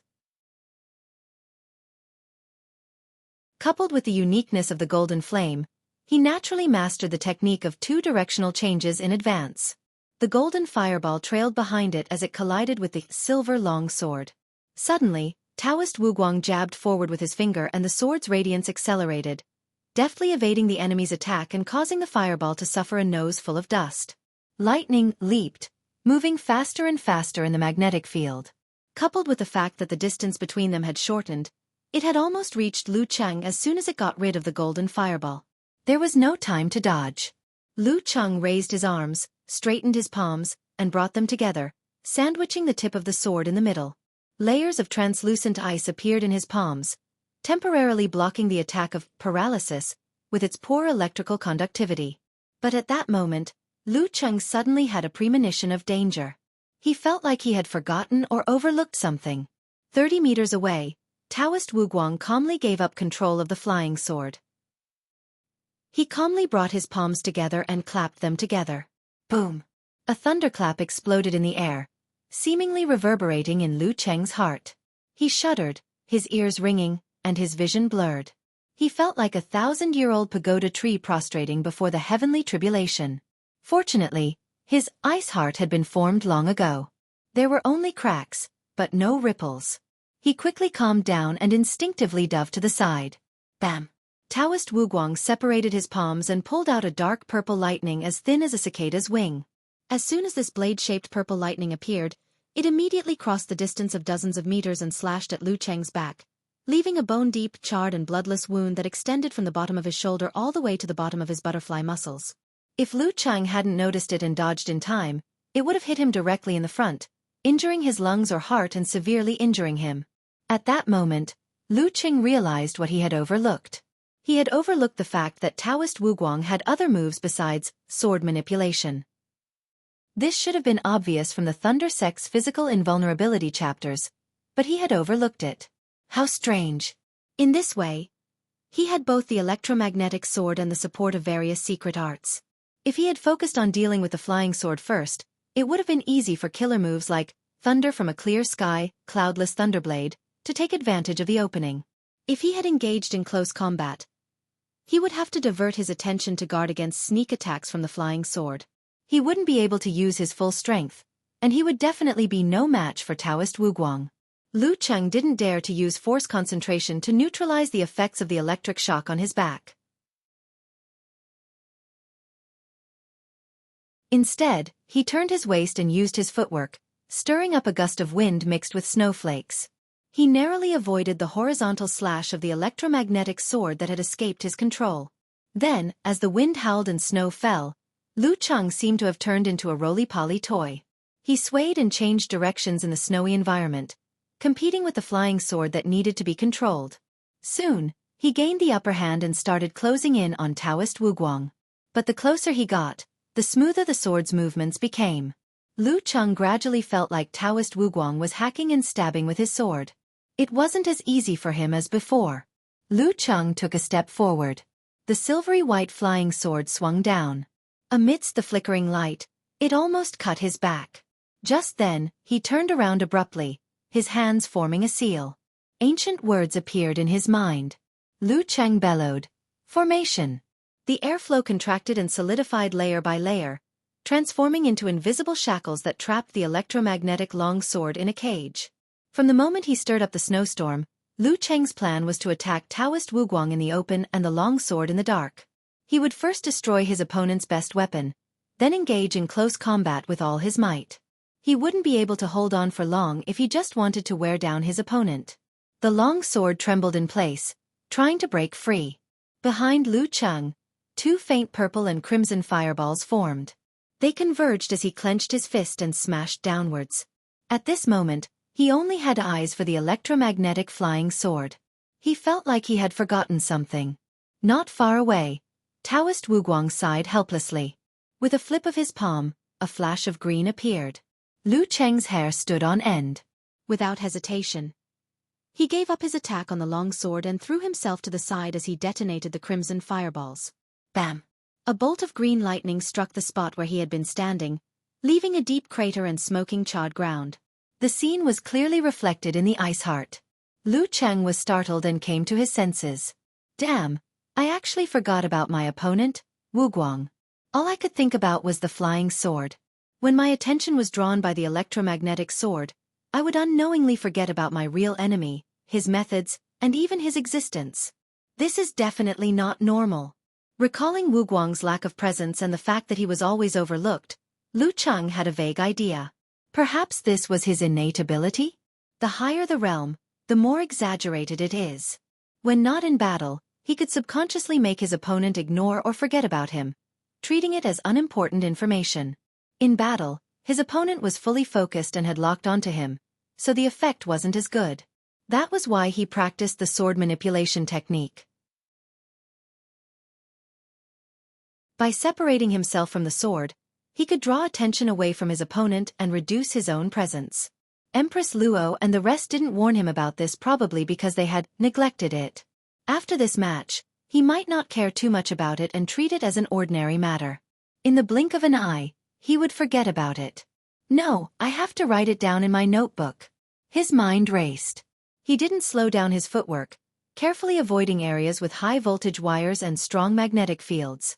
He created a feathery snowstorm on the mountaintop, concealing his tracks to a certain extent so that he could treat the wound on his back and the effects of the paralysis.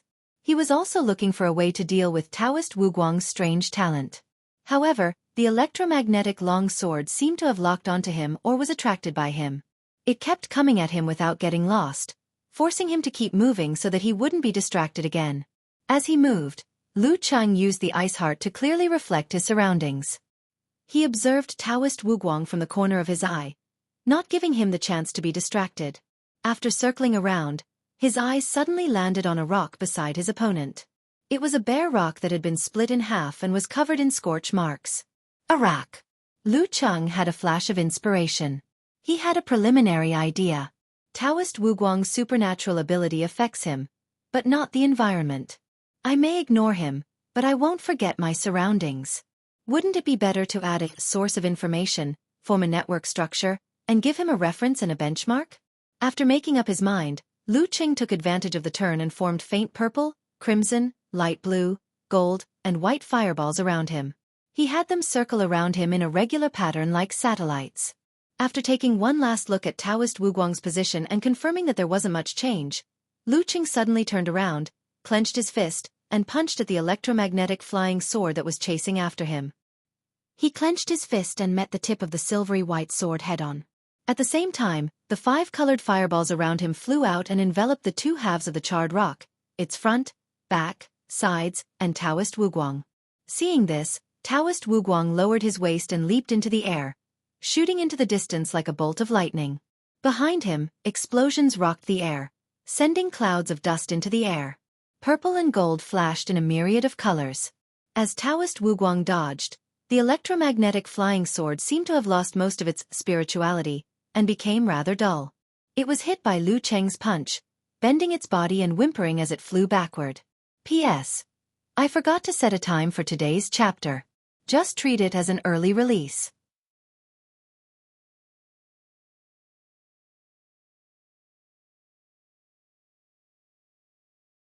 Chapter 671.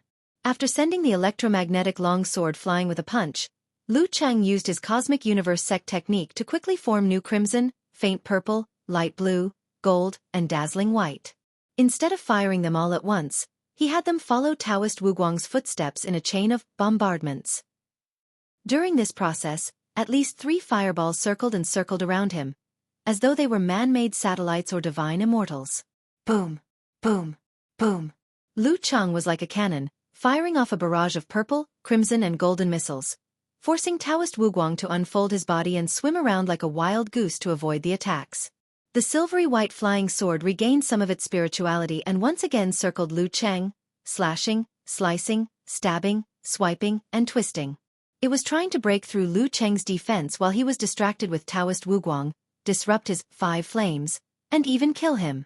However, Lu Cheng's gaze was fixed on the distance, but his mind was on the inside. While paying attention to the target objects around Taoist Wuguang, he also reflected his surroundings.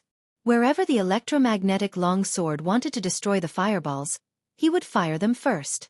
As for the electromagnetic sword beam's attack on him, he didn't care at all. It was purely based on his premonition of danger. At the critical moment, he instinctively spread out his arm so that his fist, which was wearing an ice crystal glove, hit the sword and sent it flying. The battle went on for a while. Neither Lu Cheng nor Taoist Wuguang could find a quick way out of the stalemate. They could only wait for another opportunity to present itself. To Lu Cheng, this wasn't a bad thing, but a good thing. He hadn't forgotten that his goal was to wear out his opponent as much as possible. This situation was perfect. Taoist Wuguang's movements and turns were getting faster and faster. His footsteps were accompanied by howling wind and thunder, shrouding the mountaintop in a low hum. Layers of clouds accumulated and hung low in the sky, as dark as lead, oppressing the hearts of the people. All of this was the precursor to an extreme thunderstorm. Streaks of silver and pure green leaped between the dark clouds, slowly accumulating power, piling up a destructive aura. Bam! Taoist Wuguang took a step forward, the flames behind him shooting up into the sky. Black clouds expanded and filled the air with black smoke. He was like the kind of person who never looked back to see an explosion. Without stopping his footsteps, he pressed his palm, causing the magnetic force to surge and the dancing electric snakes to cut through the darkness and slash at the enemy. Lu Cheng felt it in his heart. He immediately shook his arm and punched the tip of the sword.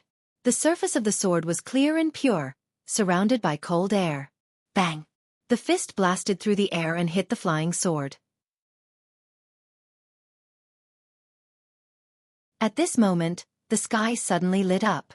A thick silver-white lightning illuminated the surroundings and struck down with a loud bang. It bared its fangs and brandished its claws, looking extremely ferocious. It seemed to be attracted by something and pointed directly at the tip of the magneto-optical flying sword. The speed of the real lightning was ridiculous. As soon as it appeared, it was faster than Lu Cheng's reaction after he had sensed the danger. It hit the target accurately, causing it to emit an extremely dazzling light. With a crack, it shattered the enemy's ice crystal gloves. Sword-guided heavenly thunder. Rumble. It wasn't until then that the roar of thunder erupted, reverberating around the mountaintop and silencing the surroundings. Ziz ziz. The remaining electric current from the long sword poured into his fist, quickly charring his skin and causing his left arm to tremble violently. Soon, the trembling spread to his entire body. He wanted to break free, but it was as if he was stuck there. After the initial and most violent paralysis, Lu Cheng forced himself to hold on. He gathered his remaining strength, gathered his qi and blood, concentrated his spirit, and equaled his dantian. With a whoosh, he pulled back his left arm, severing the connection. However, Taoist Wuguang had already closed in on him at lightning speed. His right hand gripped the hilt of his sword firmly. He lifted it up and struck again. Another bolt of lightning struck. After the heavenly thunder, he seemed to have temporarily lost the ability to control his sword from a distance. Bam! Lu Cheng's dantian qi exploded, his muscles bulging. His fist shot up to meet the attack. First, it spurted out the invading silver-white lightning, then formed a thick layer of ice. Rumble! Rumble! Rumble! Each strike of Taoist Wuguang's was faster than the one before. With each strike, he absorbed the heavenly thunder. His sword moves were simple and unadorned, but there was an indescribable mystery to them. Just like the lightning in nature, they seemed to be common, but they contained the most basic and mysterious principles. The 9 tribulations fell one after another. There seemed to be no gap between the sword radiance and the lightning. Although Lu Cheng tried his best to defend himself, even using the momentum to raise the surrounding temperature and create a suffocating hell, he couldn't break free. Gradually, he began to falter. Bam! The sword radiance expanded, turning into a bolt of lightning without branches. It struck Lu Cheng's raised arms, shattering the ice wall. Smoke rose from his body twitched, and his legs went numb. He flew backward involuntarily. At this critical juncture, Lu Cheng couldn't care less. He threw the remaining 3 fireballs hovering around him forward. Purple, red, and gold flashed in an instant. Rumble! The huge flames and exaggerated smoke forced Taoist Wuguang to move and defend himself with his sword. However, Lu Cheng didn't take this opportunity to catch his breath. As soon as he landed, his legs gave out and his body went numb. He staggered and crouched. His momentum dimmed and his breathing became weak. Clearly, he had been badly hit by the lightning and couldn't even perform a forced concentration. Yen Zheka and the others in front of the screen either bit their lips or took a deep breath. Their hearts were in a mess, and their hearts were in a mess. Seeing this, Taoist Wuguang spun on his heel and circled around the remnants of the explosion. He lunged at his opponent with his long sword, lightning snakes circling around his body.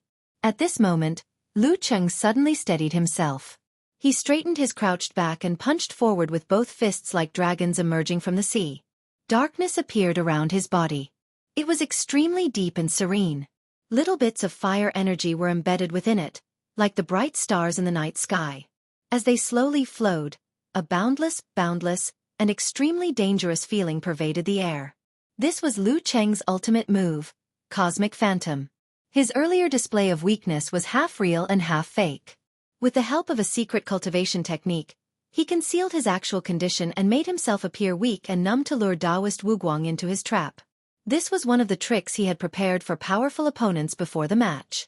It was a way to turn the tables when he was at an absolute disadvantage. He didn't specifically target the sect leader of Shangqing sect. Otherwise, he might have forgotten about it by now. Bam! As his fist struck, darkness poured out and enveloped Taoist Wuguang completely. The lightning on his body and sword shattered layer after layer of ice. However, they gradually weakened in the boundless cold and eventually dimmed. Whoosh! Whoosh! They first broke through the crystal coffin and then attacked Taoist Wuguang. When the last layer of ice loosened, Taoist Wuguang suddenly abandoned his sword and spat out lightning from his hands. One purple, the other green. Then, he twisted and reversed, turning one purple into the other green, and one green into the other purple. They quickly collided. Without a sound, the light of the stars was stripped away, leaving behind a spherical black sunken bolt of lightning. It absorbed everything around it before exploding outwards. The 8th move of the Thunder Sect, Yin-Yang Reversal, Devourer of Darkness. Rumble! Light and flames were thrown out. Lu Cheng, who was about to continue his combo, had no choice but to twist his back and throw himself to the side with a gust of wind.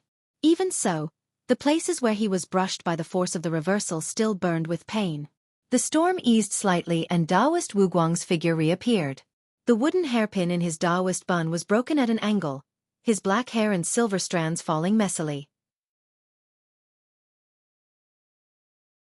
His 2 sleeves were missing, revealing thick arms that didn't match his age and appearance. They were a bloody mess. Other parts of his body were cracked and charred, and some even showed bones. He was no longer ordinary, and was in a sorry state. As his aura plummeted, he raised a finger, dispersing the remaining dark clouds in the sky. Bolts of lightning wrapped around his home ground and struck down like a plow. Boom! Boom! In the silvery forest of lightning, Lu Cheng endured his injuries and fought back. Sometimes he dodged, sometimes he moved with clever footwork, and sometimes he swung his fists to parry the lightning serpents. Just as he was about to survive this wave of attacks, he suddenly felt a sense of danger. Without thinking, he took a step back and swung his forearm to the side. Bam! His muscles, which were condensed into ice walls, smashed into a silvery white sword blade, causing it to bend and fly backwards. Daoist Wuguang's electromagnetic long sword had taken to the air again. He had almost succeeded in his sneak attack. With the successful attack and the lightning dissipating, Lu Cheng didn't feel happy. Instead, he felt an even stronger sense of danger. Bam! He detonated the remaining Emperor Yen in his body and shifted to the side. At that moment, Daoist Wuguang's figure appeared behind him. No one noticed him. Lu Cheng had almost forgotten about his opponent again. Seeing him dodge in time, Daoist Wuguang's face was impassive, neither happy nor angry.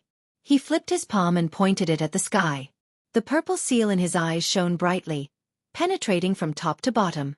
Lu Cheng had just finished his move when his eyes flashed. A bolt of purple lightning formed a dozen meters above his head and struck down mightily. After dodging, he only had time to tilt his head despite his heightened sense of danger. The bolt landed squarely on his shoulder. Bam! Enveloped by the penetrating light, every inch of his bones became distinct. He froze, trembling and paralyzed.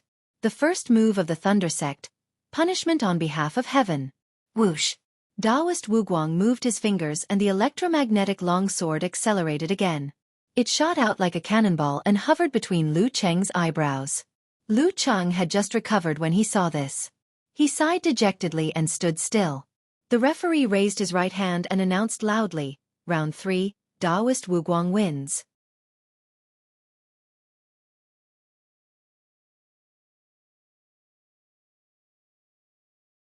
Chapter 672. Round 3, Taoist Wuguang wins. Lu Cheng didn't feel that anything was amiss when he heard the announcement. Instead, he focused more on assessing his own emotions. Every defeat made him feel dejected, and this match was no exception. Although he had injured his opponent and drained him of his energy, achieving his initial goal, Lu Cheng still felt that he could have done better and lasted a little longer. He shouldn't have lost so easily. To be honest, this was the first time he had encountered an opponent like this. He used to joke that some people's presence was too weak, as if they had supernatural powers. It turned out that such a thing really existed, and Taoist Wuguang was one of the best. All the information on him had inadvertently neglected this crucial point, making people think that he was just a weak presence. Once they encountered him, they would immediately be at a disadvantage. The slightest distraction would cause them to forget about their opponent and focus on the wrong target. If it weren't for Lu Cheng's ability to foresee danger, he would have suffered a crushing defeat in today's battle. Luckily Taoist Wuguang didn't practice the secret arts of the Dark Sect or Death Sect. Otherwise, he would have been even more terrifying and unpredictable. Lu Cheng rejoiced and collected his thoughts. He planned to jot this down in his notebook so that he wouldn't forget it again. Phew! Thank you for your guidance, Senior. He exhaled, bowed to the sect master of the Shangqing sect, who was of the same seniority as his master, and returned to the edge of the cliff where the Longhu Club was located. Aya, how did we lose? Eternal Nightfall Yen Shaoling slapped her thigh and posted a message on the forum. It felt like it was over before they could figure out who the opponent was. There wasn't a strong sense of regret. It was as if they had never fought this match. Similar thoughts flashed through the minds of Yan Zhaka, Kai Zhongming, and the rest. They felt like they were watching a fake match. As for the Shangqing sect members, they turned their attention to their next opponent. Ghost King Ning Zitong had already stood up. Her skin was fair and smooth, and her black hair was coiled up elegantly. Coupled with her majestic beauty, she was exceptionally eye-catching. No one could tell that she was in her 40s. She wore a loose-fitting navy blue martial arts suit that hid her beautiful figure. She walked over to Lu Cheng and nodded slightly in greeting. Lu Cheng nodded in response and clenched his fist instinctively as encouragement. After brushing past Ning Zitong, he returned to the guest team seats. The Dragon King, Chen Qitao, looked at him calmly. He wasn't disappointed, but he wasn't happy either. He quickly turned his attention to the third match that was about to begin. Guojie, on the other hand, was deep in thought with a frown. She seemed to have too many questions that she hadn't figured out. Lu Yen coughed and said with a straight face, "I'm fine." Was this a compliment or a compliment? Lu Cheng sat on the cattail hassock and took his ring and phone. He'd wanted to send a message to Little Fairy to share Taoist Wuguang's special ability, but the electromagnetic disturbance had distorted the signal on the ground. He had no choice but to give up for now. He put away his equipment and waited for the battle between Ning Zitong and Taoist Wuguang to break out. Seems like I've forgotten something. Lu Cheng frowned slightly. Soon after, he heard the referees start, so he relaxed his expression and focused on watching the match. Due to the heavenly thunder plowing earth, the Shangqing sect's home field setup was mostly destroyed. All that was left were the occasional electric shock zone and a slightly frenzied magnetic field. Ning Zitong majored in the dark sect, so her combat style was very different from the other physical invulnerability experts of the Longhu Club. From the start of the match, she used flickering light and passing shadow to evade the electromagnetic flying sword and pounced on Taoist Wuguang. Her graceful posture and swift speed made her look more like the Blood Clan in Western legends than an evil ghost. Soon, the strange scene of Ning Zitong chasing Taoist Wuguang and the electromagnetic long sword chasing after her formed in the arena. However, with the advantage of her movement technique, she didn't care about the latter's attacks at all. She was determined not to let her guard down, locking onto her opponent who would be forgotten in a moment of carelessness. Sword gleams danced as she weaved through the air. She was as pretty as a jade, and her sword was like a rainbow. The two frontline mighty ones were evenly matched. One of them had strange ever-changing and ferocious moves, while the other was tough and domineering, relying mainly on hammering and whipping. However, it didn't take long for Taoist Wuguang, who was heavily injured and exhausted, to fall into a disadvantageous position. Ning Zitong began the battle with ethereal footwork, always managing to dodge the pincer attacks from the flying swords in the nick of time. There were a few times when the opponent almost hit the controller himself.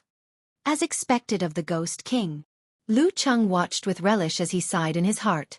Flickering light and passing shadow was indeed a movement technique that required a dark sect majored in. Taoist Wuguang's close combat skills aren't bad either. The unique skills of the Thunder sect are quite refined, comparable to the sword manipulation technique and the supernatural ability of sense of presence. I've got to memorize it so I don't forget. Oh right, where's the notebook we agreed on earlier? Tiske, Sister Ning's claw is so cool. The secret arts of the dark sect are like works of art in her hands. Sigh, it's just that Wuguang. Taoist Wuguang isn't willing to cooperate and always interrupts at crucial moments, preventing us from seeing the best parts. What's wrong with that old man? He's such an eyesore. He's affecting Sister Ning's performance. If only he wasn't around. Similar thoughts flashed through many of the spectators' minds. Perhaps it was because of condemned by the masses, but Taoist Wuguang gradually faltered. After another round of intense battle, he finally lost to his opponent. Ning Zitong, the Ghost King, wasn't unscathed.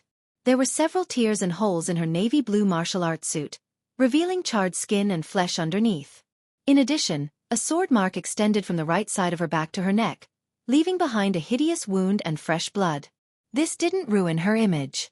Instead, it added to her wild and seductive beauty. Words like Bloody Mary popped up in Lu Cheng's mind.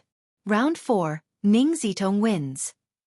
As the referee's voice entered his ears, Lu Cheng's gaze shifted to the Shangqing sect seating area. Peng Liyun, in his white robes, stood up straight purely on the strength of his waist. His hair was still short and crisp. His eyes glowed as he focused. It was as though countless lightning bolts were striking down from the ninth heaven. step by step. He quickly reined in his fluttering thoughts. The aura around him grew fierce, as though it was hiding extremely destructive lightning. Where there's yang, there's yin. Where there's life, there's death. The lightning produced by the interaction of yin and yang had the meaning of righteousness, birth, and awakening, but also destruction, and punishment on behalf of the heavens. At this moment, Peng Liyun was the embodiment of the latter. His surroundings grew darker and darker, reminding Lu Cheng of his ice spirit, which symbolized the boundless darkness of the universe. However, Peng Liyun was closer to death, closer to annihilation, like the end of everything. Ha! Lu Cheng frowned and muttered under his breath. This doesn't feel normal. This isn't the same as the Taoist from before. Suddenly, Lu Yan exclaimed from beside him, "Forbidden Sect, Shangqing Chapter." Lu Cheng tilted his head and blurted out in surprise, "He can learn it so quickly? Comprehend." Lu Yan corrected him, then shook his head slightly. "The sect's legacy is still a little different from ours. If you want to comprehend it, you'll have to accumulate enough merits first." Lu Cheng asked thoughtfully, "Then why didn't Taoist Wu Guang show it? He's the sect leader. Do you think he came up with that 10,000 lightning strike, cleansing the earth move by himself? It's just that he integrated it well with his own martial arts, so it's hard to tell." Lu Yan snorted. Lu Cheng was stunned for a few seconds. "You still remember that move? If he hadn't mentioned it, I would have forgotten about it." Hearing this, the muscles on Lu Yan's face twitched. He looked ahead and said in an almost inaudible voice, "The battle I lost the most was the first time I met Wu Guang. How can I not remember? I remember it very well. I remember it all. There's no need to emphasize it so many times." Lu Cheng glanced at Lu Yan curiously and muttered to himself. Then, he gathered his thoughts and cast them away. He turned his attention to the last match, the one that would determine the final victor. The referee took a step back. After Peng Liyun and Ning Zitong were in position, he raised his right arm, exhaled, and announced, "Begin. P.S. Here's a book by a friend, Ferryman of the Dead. It's about the supernatural."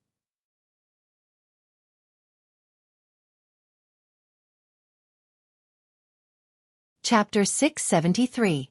Just as the referee announced the start of the last round, the center of the arena suddenly turned dark. It was as though dusk had passed and night was coming. Ning Zitong's figure became extremely faint. She wandered in this world, as though she had returned to her own country. Her current fighting style was the complete opposite of before. She no longer pressed forward madly. Instead, she relied on her outstanding body movements to dodge or fight in the blink of an eye, not giving her opponent a chance to catch his breath. Instead, she was like a seasoned professional assassin. She carefully circled around, concealed herself, and patiently waited for an opportunity to strike. Her opponent wouldn't dare to let his guard down in the slightest. This was the mainstream fighting style of the Dark Sect. It was only then that Lu Cheng understood the real reason Lu Yan had allowed Ning Zitong to fight last. After a tough match, she was severely weakened in all aspects. In addition, she was also injured. Such a strategy was indeed the best choice to win.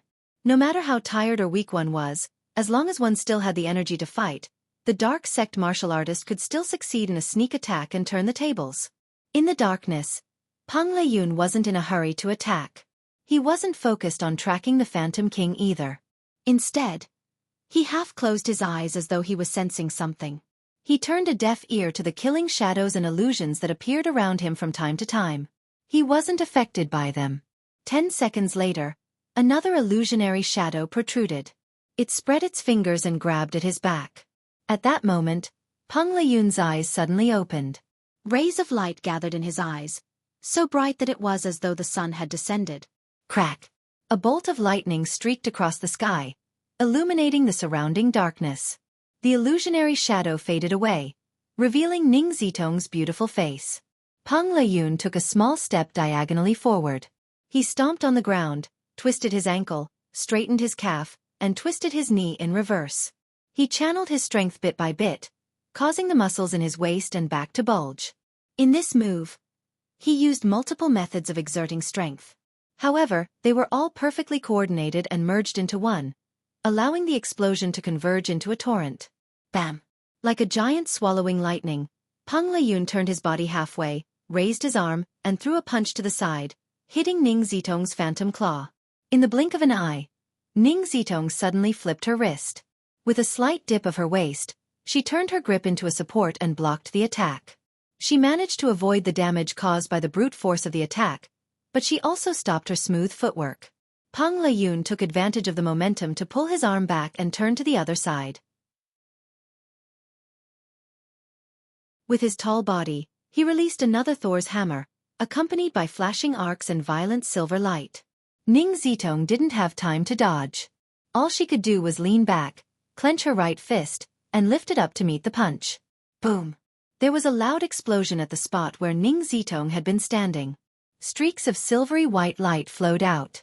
Black shadows suddenly scattered from Ning Zitong's body and flew in all directions like beautiful butterflies.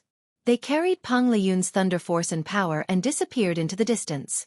Strangely, almost all the power of the attack was neutralized. Lu Cheng had seen this move before when he was fighting Dark Knight Bat. It was his opponent's life-saving trump card. However, compared to Ning Zitong, his technique was still too crude and inexperienced. After the swirling shadows took away the enemy's strength, it even left behind an illusory figure. Wasn't that just setting himself up as a live target? Ning Zitong, on the other hand, was nowhere to be seen. It was as if she had hidden in a black shadow or a butterfly. Taking advantage of the chaos, she dispersed. It was strange and demonic. Sister Ning lives up to her reputation as an experienced titled Mighty One. Priest didn't play around much today. He went all out from the start. It's a complete underdog against a stronger opponent. Lu Qing nodded. He predicted what was going to happen next based on the situation, and verified his own thoughts based on the feedback. Peng Liyun watched as the black shadows scattered and flew in all directions before converging into one in the distance. Peng Liyun was not disheartened at all. With a calm expression, he raised his hands and clapped inwards. Just as Lu Cheng thought he was going to hear a bolt from the blue, the clap was a dud. It silently summoned a dark cloud that covered the area where the butterflies had gathered. Bam! Bam! A few bolts of green lightning fell like old trees, enveloping the black shadows. The light flickered, and the illusions distorted and dissipated. It was as if evil spirits from the gates of hell had met their natural nemesis. However, at that moment, a figure suddenly appeared behind Peng Liyun. It was Empress Luo, Ning Zitong. Her face was covered in darkness, and her entire body was ethereal. The butterflies that had gathered again were actually her bait. The Ghost King lived up to his name. It was hard to tell the difference between reality and illusion. The traps and loopholes seemed to be intertwined, making it hard for the opponent to guard against. Tensing up, Peng Liyun lowered his waist and bounced forward. At the same time, he clapped his palms together again for another clash. Boom! The ground exploded with a clap of thunder, causing Lu Cheng and the rest to feel a little dizzy. However, Ning Zitong seemed to have her ears blocked and her mind sealed. She didn't hear anything and wasn't affected. She was like a real ghost, floating on the light as she chased closely behind Peng Liyun, reducing the distance between them. Bzzz. Peng Liyun pulled his palms apart, dragging out a thin purple thunderblade. Then he twisted his waist forcefully and turned his body halfway, aiming at the enemy. In the high-speed chase, although Ning Zitong had sensed it, she didn't dodge. Instead, she tilted her body and created a strong wind. The blunt knife pierced into her flesh. Purple lightning circled her shoulder and chest. Her flesh was scarred, and the smell of burnt flesh filled the air. Her injury wasn't light. Seizing this opportunity, she suddenly shook her hair, freeing the strands of black silk from their final restraints. Like countless soft whips, they whizzed towards Peng Liyun. She had actually turned her hair into a weapon. 3,000 strands of worry. Soul-consuming whip of sorrow. Paw, paw, paw. The clothes on Peng Liyun's arms and the back of his body were torn apart, revealing streaks of blood that were beginning to swell and turn black. Meanwhile, the intense pain was like a torrent, surging towards his brain. The dark sex poisonous force was excruciating. His scalp felt like it was being pricked by needles. Peng Liyun immediately spurted out silver-white thunder force, illuminating the area. This not only burned the poison, but also paralyzed the transmission of pain signals. Bam, bam, bam. Bam bam bam. Ning Zitong didn't let her opponent off the hook. She launched a frenzied attack, as if she could capsize her opponent in the next second. Peng Liyun didn't panic. Using the punishment on behalf of heaven, or the Nine Heavens ensemble, he continued to use his fists and legs to defend himself. After a tough battle, Ning Zitong couldn't attack for long. Just as she took a breather, she was immediately counterattacked. She was completely suppressed by her opponent's fierce thunder hammer. She closed in step by step, and when she finally managed to put some distance between them, she started moving again. At this point, the battle had entered its most intense phase. One of them was poisoned, one was injured, one was slightly weaker, and one was tired. It seemed like the outcome would be decided at any moment. Lu Cheng and the rest watched intently. Their hearts were in their mouths as they watched the battle unfold nervously. At times, they felt that Peng Liyun wouldn't be able to survive Ning Zitong's next wave of attacks. At other times, they were worried that the Ghost King wouldn't be able to break away and would be killed by her thunderstorm. The winner would be the final winner of the day, and perhaps even the final winner of the year. The battle on the line lasted for a few minutes. While the audience panicked, breathless, or had their hearts pounding, Lu Qing noticed that Peng Liyun seemed to have carefully chosen every step he took. It looked like he was trying to lure Ning Zitong into the area where she would be electrocuted, but in reality, he would always slip past her by accident. Something's wrong, Lu Cheng observed, recalling what happened before to look for clues. Just as this thought flashed through his mind, the situation on the field suddenly changed. Peng Liyun took a step back and stepped on the broken contact point of one of the high-voltage wires. Bam! All the similar points lit up instantly. The electric arcs that were supposed to be channeled to the ground leaped back in unison, exploding with the last and most dazzling light. The wires that extended to the bottom of the mountain caught fire and cut off the follow-up. Bam! With Ning Zitong as the core, the electric arcs started to curl inwards, like petals of a lotus flower that was about to close up. With her mysterious footwork, Ning Zitong found an opening and dodged out at high speed. However, a shadow appeared in front of her. It was the shadow of a thunder giant that connected the sky to the earth. Peng Liyun stretched his limbs and bulged his muscles, becoming extremely tall. Using his arm as a giant hammer, he swung his fist forward under the protection of the thunder seals. A gloom appeared on his fist, drawing in all the electric arcs and transforming them into an aura of destruction. After brilliance comes eternal silence. After brilliance comes destruction. Lu Cheng's vision darkened as he heard the sound of his heart thumping. This Taoist brat has learned to be cunning.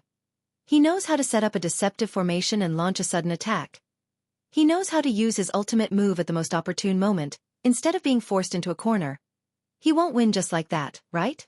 As this thought flashed through his mind, Lu Cheng suddenly saw light. Seeing light in the extreme darkness was like seeing a volcano erupting, or the sun leaping out of the clouds. A ray of light parted the darkness. A fair, jade-like hand clenched and pressed down on Peng Liyun's fist as if it contained the world. Rumble!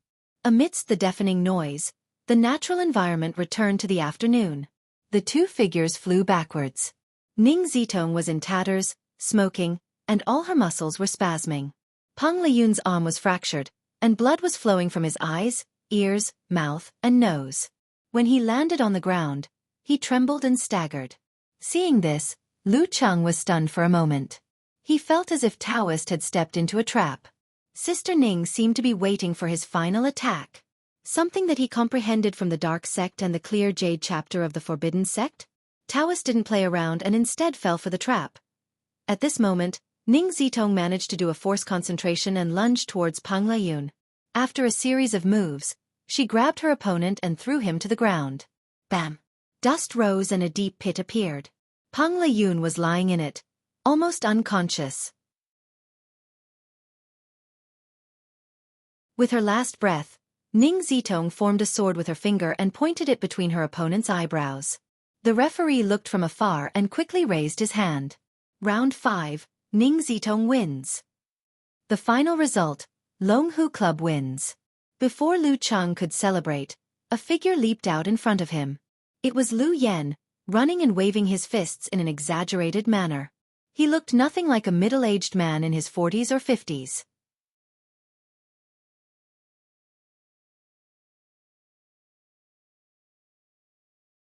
Chapter 674. F***CK. Aren't you afraid of getting beaten up? Lu Cheng, who was supposed to be celebrating, was shocked by Coach Lu Yan's reaction. He forgot what he was supposed to do. The Shangqing sect substitutes didn't look too happy. Even the monks, Yun Yan and Ming He, had unfriendly looks in their eyes. If a fight breaks out, the referee won't be able to stop it. You're in your 40s or 50s and have seen all kinds of storms. Do you have to be so agitated? Look at Sister Ning and the Dragon King. They're just like kids. Lu Cheng subconsciously complained. He turned his gaze and saw Empress Luo, Ning Zitong, walking back. He quickly went up to her and praised her with a smile. I thought you would lose that move just now, Sister Ning. Supported by her disciple Wuxia, Ning Zitong replied with a smile. I was waiting for that move of his. Otherwise, I wouldn't have lasted much longer. How did you know Pang Layun would use that move? Lu Cheng blurted out in surprise. Ning Zitong took a deep breath to cover up the pain in her body. She chuckled and said, given his personality, he would definitely use it unless he didn't fight or didn't gain anything. How could he resist not using it, trying it, and putting it into practice? Why does she sound so familiar? Lu Cheng was shocked again. There was nothing wrong with describing priest in this way. But to say that everyone knew about it. Looking at Lu Cheng's dumbfounded expression, Ning Zitong half joked and half explained. Do you think we don't research our juniors' personalities, habits and fighting styles? After confirming that Pang Layun had a higher chance of winning, I started thinking about many things. I've eaten salt before. Anyway, I'm very knowledgeable. TSK, as expected of the previous mighty ones. Priest is being targeted. What a wily old fox.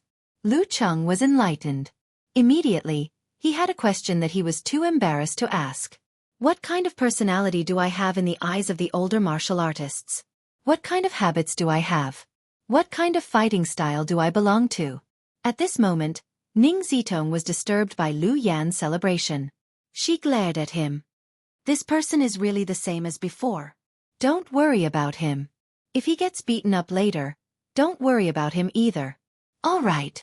Before Lu Cheng could finish his sentence, he saw the Dragon King, Chen Qitao, who had been sitting steadily like a mountain with his sternum broken, slowly stand up.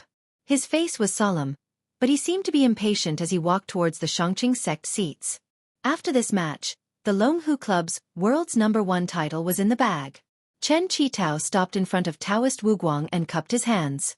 Then, he went to warrior sage Qian Donglu and did the same without any expression on his face. In a trance, Lu Cheng seemed to smell a little joy and smugness, but he also felt that it was his imagination. If the Dragon King lost and the warrior sage came to greet him, he would definitely leave in a huff and wouldn't consider anything else. However, the warrior sage was not only lazy, he was also someone who cared a lot about his reputation and image. As he pondered, Lu Cheng saw Qian Donglu return the greeting gracefully and say a few words of congratulations and modesty, even though his face was dark and gloomy. Excellence in one, complexity in a variety. Chen Qitao nodded slightly and didn't say anything else. He repeated his words, looked around, nodded in acknowledgement, and turned to leave. Lu Cheng vaguely saw warrior sage Qian Donglu's forehead twitch a little. At the same time, he caught a glimpse of Coach Lu Yan celebrating in front of the Shangqing sect members. He paused in confusion and sized them up. He looked lost, as though he had forgotten his original goal. No one noticed that after the Dragon King cupped his hands, Taoist Wuguang let out a long sigh and slowly walked towards the passageway leading down the mountain. Lu Cheng looked around, gathered up his mixed feelings of joy and emotion, and came to Pang Layun's side. Before he could open his mouth, the young martial artist, who was always in a daze, said in a slightly confused tone, "That's right. I think I can win this match." Haha, this kind of Taoist is rare. Lu Cheng almost laughed out loud. He replied seriously, "You're being targeted. Empress Luo is waiting for you to use that move." I see. If only I had waited a little longer, perhaps the outcome would have been different. Compared to Ning Zitong, who needed support, Pang Layun was at least able to walk and jump despite his serious injuries. He couldn't help but feel a little disappointed. Lu Cheng couldn't help but grumble. Why didn't you tell me that you've comprehended the Forbidden Sect, Shangqing chapter? Didn't I tell you? Pang Layun's attention was diverted. He frowned and fell into deep thought. Then he answered his own question. I was just about to type this a while ago when I suddenly thought of a recent astronomical discovery. That was it. Then, as usual, Lu Cheng was about to complain when Peng Liyun retracted his thoughts and sighed with a smile. Otherwise, you would have left me in the dust. You created your own path, mixing martial arts and cultivation. After reaching physical invulnerability, you improved the fastest among the three of us. Lu Cheng didn't hide his path from Peng Liyun and Ren Li. With their current status, strength, and insight, they would be able to hear and see something. So you succeeded in comprehending it? Lu Cheng wanted to cover his face and sigh. Taoist is really hot on my heels. In today's match, Warrior Sage, who had the home field advantage, was indeed better than Dragon King. Wuguang Taoist was also slightly better than Empress Luo. Lu Cheng was the only one who could beat Taoist by a little.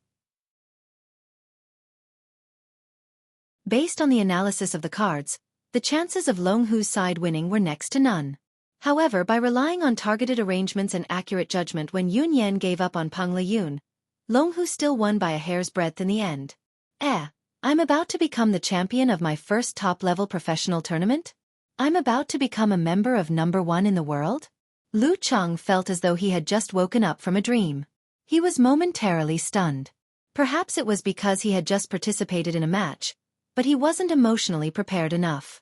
Since they were in someone else's sect, the members of Long Hu Club didn't stay long. They quickly went down the mountaintop and met up with their respective assistants. You're so happy? Lu Cheng glanced at Amon's expression and asked casually as he sat by the window. Amon didn't hide her joy. Smiling, she said, "Number 1 in the world. And we have a bonus. This isn't a small amount." No wonder. Lu Cheng nodded in realization. No wonder you're happier than me. At this moment, his phone signal had been restored.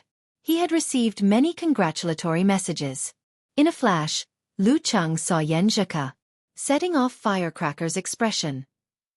You're the champion of your first top-level professional tournament. That's exactly what I thought. Lu Cheng sighed while covering his face. I'm still a little dazed after just one match. Hee, you'll get used to it. There will be more in the future. Covering mouth and laughing expression, Yan Zhika replied. Tell me, have you ever dreamed of becoming the champion of a top-level professional tournament?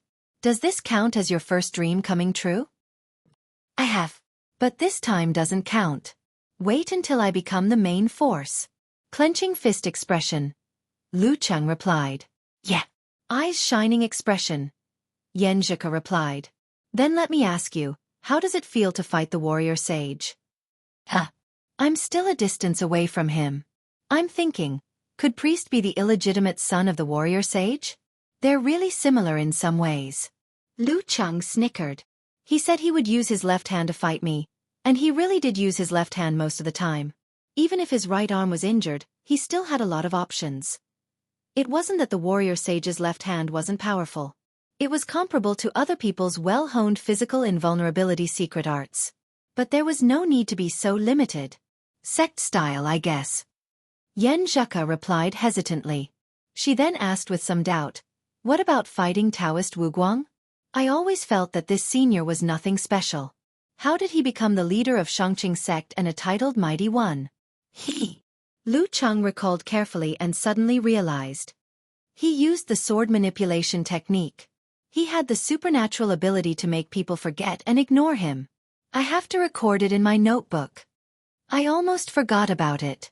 Luckily, Kuka reminded him. He quickly pulled out his notebook, intending to write down what he had learned and experienced. So impressive. All right, what's with the notebook? You've never mentioned it before. Dumbstruck expression, Yan Zhika replied. Lu Cheng scratched his head and smiled foolishly. I've mentioned it before. It's a notebook that records ordinary details. For example, things between us, the chat records I often send, and he even kept and collected these. Much more detailed than me. Yan Zhika's mouth was half open and her eyes were shining. She said, Come, let me appraise it. The couple reminisced about the sweet memories of the past. Their conversation wandered until the girl left for the summit. After chatting with Kai Zhongming and the others for a while, Lu Qing put away his phone and looked out of the window. The mountains were clear and misty, surrounded by clouds. What a beautiful day! He couldn't help but sigh. The next step was to wait for Ku to return to China for the winter holidays.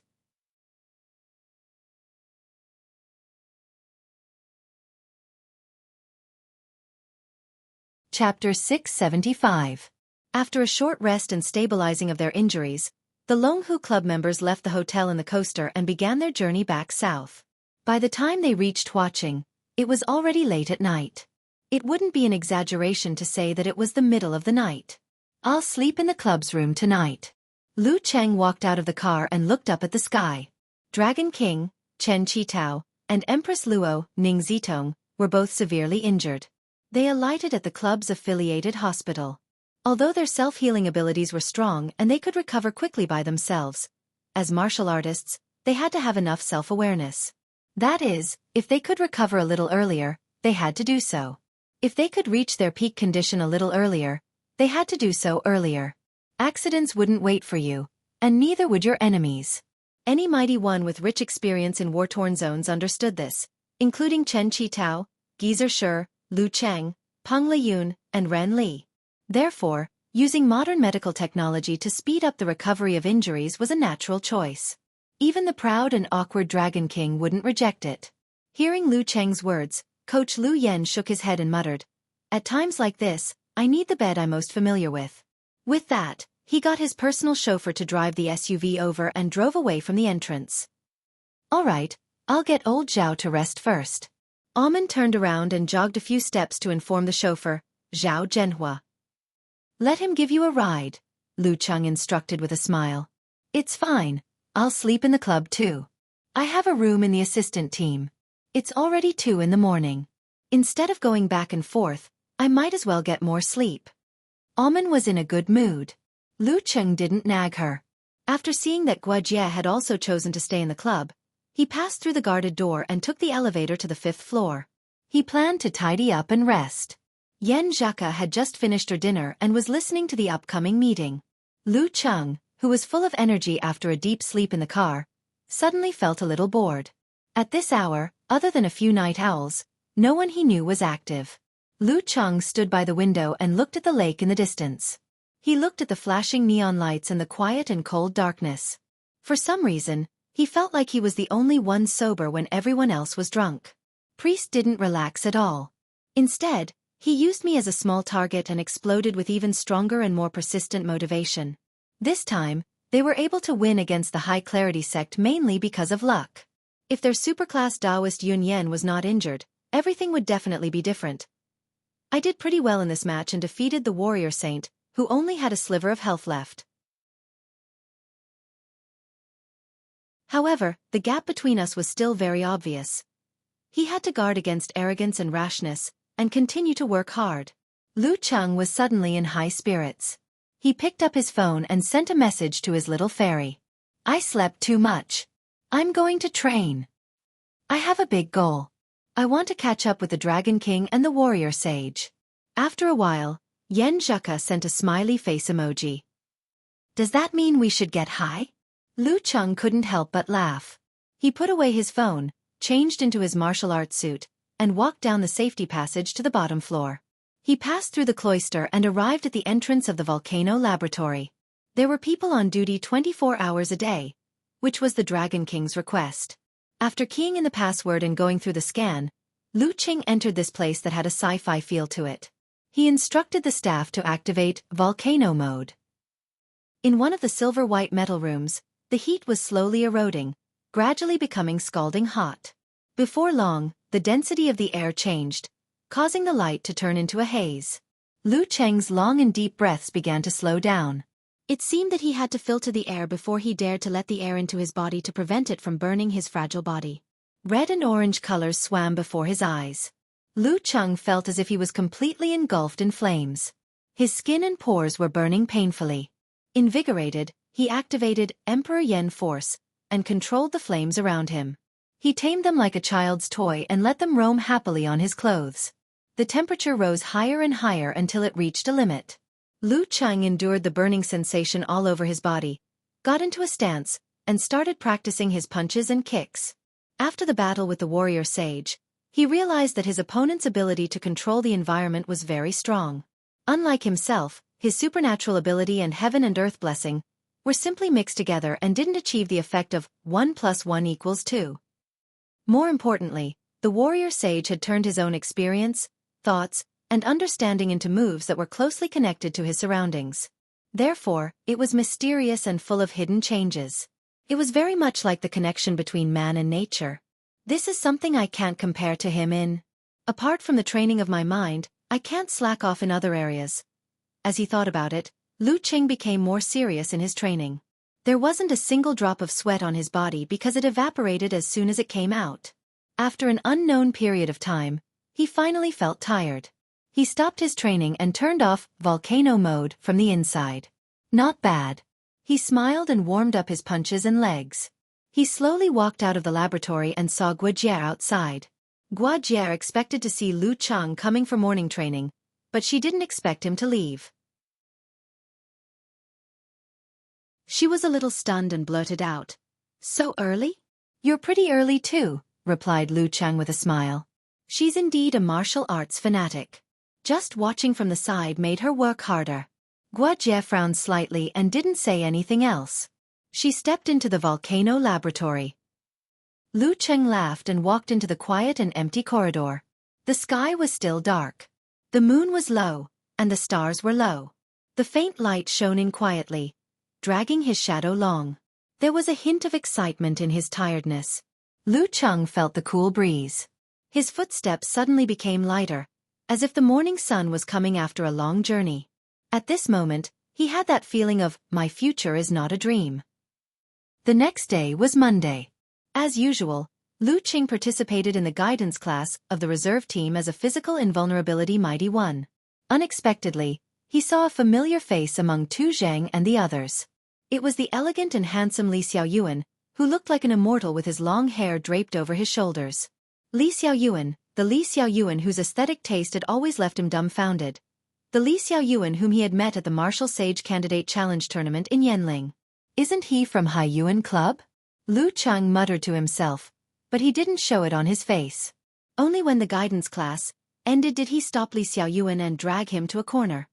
"You're here to observe?" Exchange learning, replied Li Xiaoyuan with a smile. Li Xiaoyuan chuckled and replied, "The higher-up said that we can barely be considered as part of the same system and have some connections, so we need to interact more. So I was sent here." Lu Cheng's mouth twitched. "I just poached Optimus Prime, and now I'm sending you here. Are you trying to make enemies?" "SS, you guys will fight." Li Xiaoyuan seemed to be shocked. He widened his eyes and asked, but it wasn't clear if he was really afraid or just joking. Lu Cheng's face darkened. How would a physical invulnerability mighty one have the time to deal with you? Have some dignity. Following which, he pouted and pointed at Jia Lu and the rest. "I'm afraid the members of the reserve team will get hot-blooded." "They." Li Xiaoyuan followed Lu Cheng's gaze, ran his fingers through his hair, and clicked his tongue. "Then," he replied with interest, "that's pretty good. Why does this guy look like he's not afraid of trouble? To think that he looks like Ren Li, quiet and gentle." Lu Cheng took a deep breath and invited Li Xiaoyuan out for seafood as a host. In a seafood restaurant that Lu Cheng had verified, Li Xiaoyuan was holding a mantis shrimp that was much bigger than a palm. He smiled and said, "I heard that there's a special way to eat this. You can use a pair of chopsticks to get rid of the shell. Isn't that simple for us?" Lu Cheng chuckled and pressed down with his finger. A faint purple line of fire spread rapidly, and the mantis shrimp's hard shell opened completely, revealing the plump and fair flesh. Lu Cheng stuffed it into his mouth. The light taste of salt mixed with the freshness and sweetness of the shrimp echoed perfectly in his mouth, making him sigh in satisfaction. This move. Li Xiaoyuan glanced at it and suddenly thought of something. Back then, in the Warrior Sage Challenge Tournament, there was a mighty one with physical invulnerability in the first challenge tournament. I heard that they wanted you to be their guest this year? I don't think I'm available. Lu Cheng shook his head and smiled. Actually, there are quite a few outstanding martial artists in the first challenge tournament. But that's it. Li Xiaoyuan shook his wrist and shook off the mantis shrimp's hard shell. he said as he ate. Yi Yaoting is still at 6th pin. She's the same age as me. Zhang Lan is also stuck here. It's impossible for her to reach physical invulnerability. I hope she can reach the inhuman stage soon. That guy who defeated you, Wang something, just reached 7th pin. Not bad. Speaking of this, he suddenly sighed with emotion. If I hadn't come to Guangnan to study, joined the martial arts club, and was not chosen by Hai Yuan, I'd probably be like them now. It was really good back then. We were carefree all day long. Other than practicing martial arts, we also often caused trouble. When we were eating at the food stall, we had a group fight with some gang members not far from here. We beat them until their bones were broken. You don't look like a gentleman at all. Lu Cheng was reminded of his college life and couldn't help but shake his head and laugh. Li Xiaoyuan also laughed and said, I've always been a person who doesn't talk nonsense when I can fight. Is this the gangster version of banished immortal? Lu Cheng secretly complained. Then why did you go to Hai Yuan? With your style, you should come to Longhu to practice the fire sect. Well, compared to a frontal attack, I prefer to attack from the side. Li Xiaoyuan answered frankly and self-deprecatingly. Lu Cheng almost laughed out loud. He had a good chat with Li Xiaoyuan on similar topics.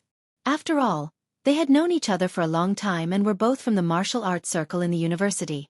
After eating and drinking, Li Xiaoyuan glanced at Lu Cheng and tapped the rim of the cup. He sighed as if he didn't mean it. I hope I can make the great leap and reach physical invulnerability before you get the title. As soon as he said this, Lu Cheng suddenly had a feeling that the bright moonlight had illuminated 4 years and illuminated countless different paths. At that time, who would have thought that he would meet Li Xiaoyuan in Guangnan today? One of them was at physical invulnerability and the other was at inhuman.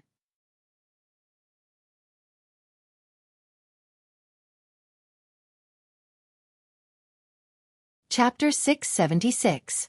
Touched by Li Xiaoyuan's hope, Lu Cheng gave him his encouragement and blessings.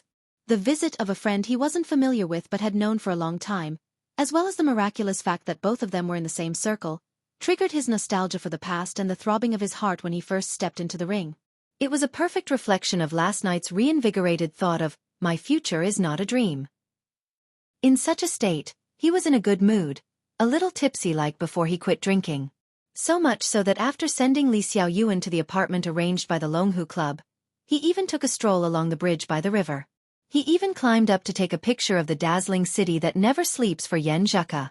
The next day, in the SUV heading to Longhu Club, Lu Cheng sat upright with his eyes half closed, as though he was resting. Amen flipped through her notebook, glanced at Lu Cheng, and said softly, Mr. Lu, you have to go to the conference room on the 5th floor at 9:10 a.m. There are a few guests. What guests? Lu Cheng didn't open his eyes, and asked calmly. Amen had already prepared what to say. Smiling, she replied, guests from 2 game companies. Lu Cheng expressed his doubts with a single syllable. Why are the game companies looking for me? I have shares in them, the kind that belongs to the board of directors? It's like this. Amen explained with a smile. Your current endorsement contract and portrait rights are being handled by the foreign affairs team. They're going through the club's procedures. Recently, they've negotiated 2 game contracts. One of them is a console fighting game called The Great Martial Artist. They've spent a lot of money to obtain the authorization of most of the physical invulnerability experts. This allows ordinary people to control different mighty ones to compete for top titles. So they need me to work with them on the data modeling and the design of moves? Lu Cheng had played similar games before. The once popular King of Fighters belonged to this category, so he was no stranger to the game. He already knew what was going on. Should be. Amen gave a positive answer and continued. The other one is called League of the Strong. It should be a real-time battle game for mobile phones. Lu Cheng nodded slowly and said, then tell them in advance not to waste too much of my time. This kind of thing couldn't be done by an assistant. Okay. Amen replied calmly. After morning training and breakfast, Lu Cheng changed into clean clothes and arrived at the conference room on the 5th floor on time. He saw the game company staff sitting on both sides of the table. Good morning, Mr. Lu, sorry for troubling you. One of the men wearing frameless glasses stood up and greeted him. Of course. Lu Cheng didn't put on airs. Smiled. What do you need me to do? Actually, we have already built a model based on your recent few physical invulnerability level battles and recreated the effects. However, as you have participated in too few battles, we are afraid that we might overlook something. Therefore, we still have to trouble you to do a simple data collection. Don't worry, it won't involve anything too specific. The man wearing rimless glasses explained with a smile. The other thing is the 3D model of your appearance and the design of the special celebration action. No problem, said Lu Cheng after a short pause. After a while, all the problems were solved. His unique celebration action was also set to a long howl to the sky, spurting the starry sky. When the other team had also achieved their goal, they didn't dare to waste Lu Cheng's time. They all got up and left. Thank you so much, Mr. Lu. This is our internal test. Just treat it as a demo. If you're free, you can play a few rounds and give us your feedback. Especially the parts about yourself, so that we can adjust them in time. The man wearing half-rimmed glasses bowed and handed Lu Cheng a disc. On it was written, "The Great Martial Artist." From their previous conversation, he could tell that Lu Cheng was a gamer. "We'll send you the demo as soon as possible," said the producer of League of the Strong. "Sure." Lu Cheng took the disc and watched them leave. When the door was closed, the conference room was empty again. He was silent for a few seconds. Then, with great interest, he walked to the projection screen and inserted the disc into the mainframe. I wonder what level they've chosen for me. Lu Cheng sat down cross-legged and watched the screen light up. The logo flashed. Soon, he entered the selection interface and saw more than 100 avatars of physical invulnerability experts. Unsurprisingly, he chose himself first. This face looks a little stiff. Lu Cheng curled his lips. Then, he glanced at the screen and pressed the random button. After a series of flashes, the screen stopped at Dragon King. What a coincidence. Dragon King must be one of the strongest. Just nice to compare my situation. Lu Cheng was delighted and began the battle. Damn, so strong. Even with my control, I still lost to Dragon King. It doesn't show the characteristics of my combination of martial arts and cultivation. No, I have to get serious. After 7 or 8 rounds, he suddenly raised his arm and waved his fist in excitement. On the screen, the Dragon King slowly fell to the ground with a bloody nose and a swollen face. Lu Cheng himself was standing with a finger to his mouth. At this moment, the door of the conference room suddenly opened. Chen Qitao, dressed in dark green, walked in. His gaze was cast on the screen from a distance of about 10 meters. Lu Cheng was stunned. I didn't even notice someone approaching. As expected of Dragon King, Chen Qitao stared at the screen and then slowly looked at Lu Cheng. His expression didn't change, but his footsteps paused. Would you believe me if I said it was random? Lu Cheng's mouth twitched as he muttered to himself blankly. On the flight from Brutale to Huaqing, Yan Zheka put down her first-class seat and planned to sleep under the blanket. When I wake up, we'll be landing soon, she thought to herself. According to her original plan, she was supposed to return to Xiaofan and spend some time with her family before heading south. However, on the day of the ticket booking, she unexpectedly chose Huaqing. It must be because someone's willpower was too strong and produced a curse effect. Yes, that must be it. Yan Zheka muttered to herself. She began to empty her mind and fell into a deep sleep. After sleeping for an hour or two, she slowly woke up. She turned her wrist to look at her watch, then fell asleep and woke up again to check the time. After a few times, she adjusted her seat to a reclining position. She took out a book and flipped through it in boredom. The number of times she looked at her wrist became more and more frequent. After a while, she even picked up her backpack and took out some materials to pass the time. However, she couldn't fully immerse herself in it and couldn't come up with an answer for a long time. Phew. She exhaled and looked out of the window. All she saw were the dark clouds and the light from the wings. It was peaceful and quiet. In the speeding silver-gray MPV, Lu Cheng had a piece of tape on his mouth. He looked like he was about to fall apart. Dragon King is so serious and violent even during sparring. He can't really care about that matter, right? Lu Cheng wanted to cover his face and sigh. He glanced out of the window and suddenly remembered something. He struggled to sit up straight and said calmly, "Ask old Zhao to drive to the nearest import and export supermarket." His parents bought groceries there when they came to Huaqing. Ah! Amen was stunned at first. Then she said, Mr. Lu, what do you need? I can buy it. You don't have to make the trip. It's fine. I'm bored at home every day. I need to go out for a walk. Lu Cheng smiled and rejected his assistant's good intentions. After some traffic jams, the MPV arrived at its destination. Lu Cheng put on his black-rimmed spectacles and a woolen hat. He walked to the entrance of the supermarket leisurely. Amen was stunned. After entering the supermarket, he found a trolley. Just like when he was in Connecticut, he strolled through the fresh section and other places. When he saw good ingredients, he would pick a few boxes. At the same time, he was thinking about what dishes to make and what ingredients and seasonings he needed. After strolling around leisurely, he pushed the cart full of groceries to the cashier counter. There were many old men and women in front of him. They turned back to buy other items and gave up on some that they decided not to buy in the end. After waiting patiently for a while, Lu Cheng paid with his phone. Carrying 3 big bags of food, he walked out of the supermarket quickly. He didn't look much different from the pedestrians, except that he didn't seem to use much effort.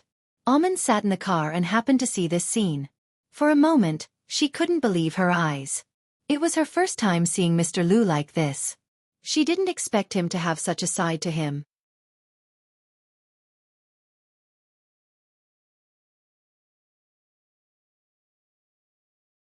Chapter 677. A little past 4 in the afternoon. Huaqing Heishui Airport. International Arrival Hall. Lu Cheng was in his usual disguise. With his hands in his pockets, he patiently waited for the arrival of the flight.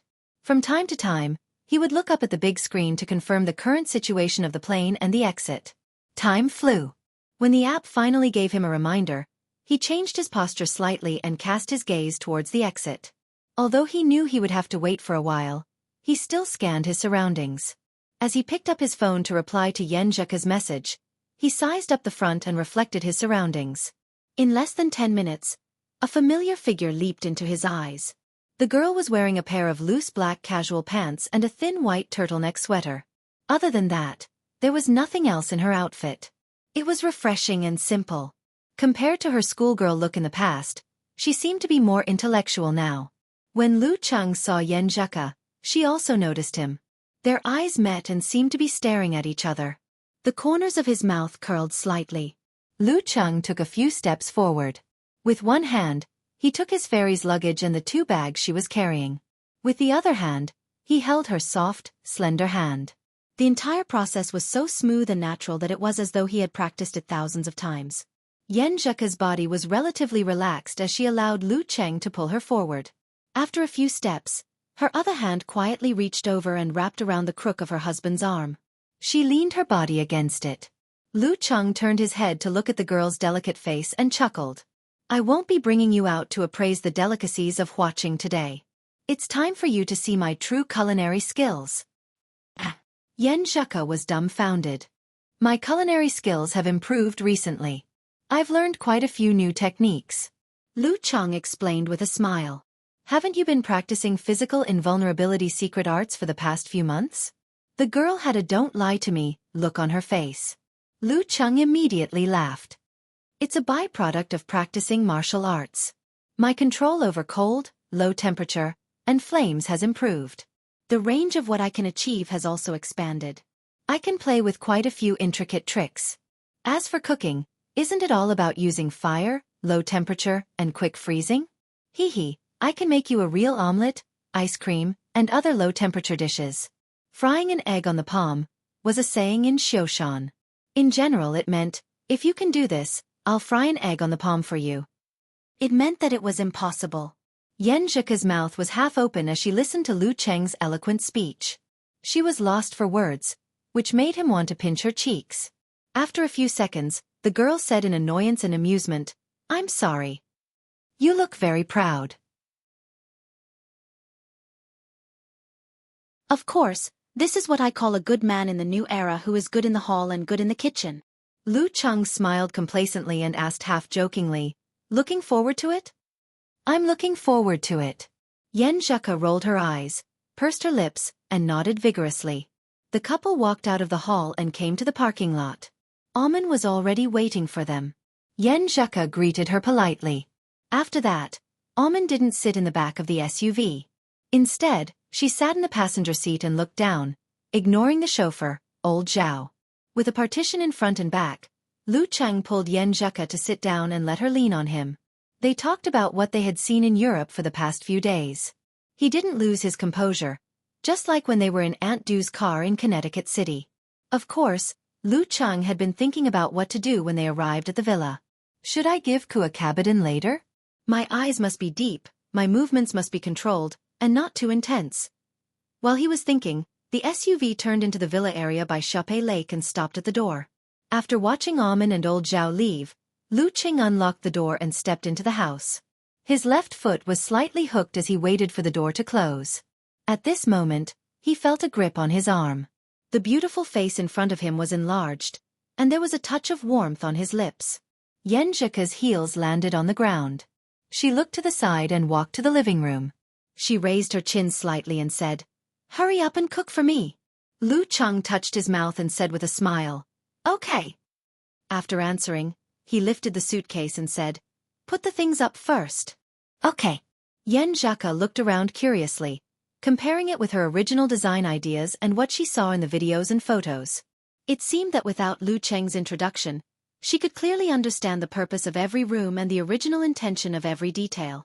She was no stranger to it. In this wonderful feeling, she followed her husband to the second floor and entered the master bedroom. She saw the floor-to-ceiling window painted by the burning clouds, gorgeous and dreamy. She also saw the Xiaofan Lake not far away, glittering with golden scales. "How is it? Isn't it beautiful?" Lu Cheng asked with a smile. Yen Zheka's various feelings were interrupted. She snorted and looked sideways at him. "I wanted to compliment you, but now I can't." She put down the suitcase and slowly squatted down.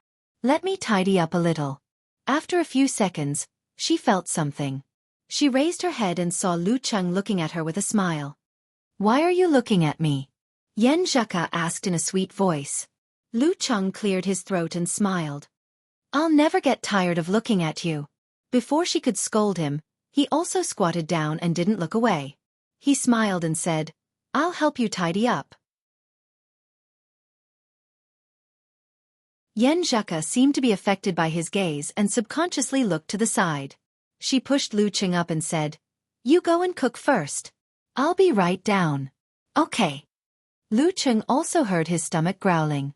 Yen Zheka watched him disappear from the bedroom door. The dimples on her cheeks were outlined little by little, and the light in her eyes was overflowing. She lazily stretched her beautiful waist and quickly took out the luggage and sorted it.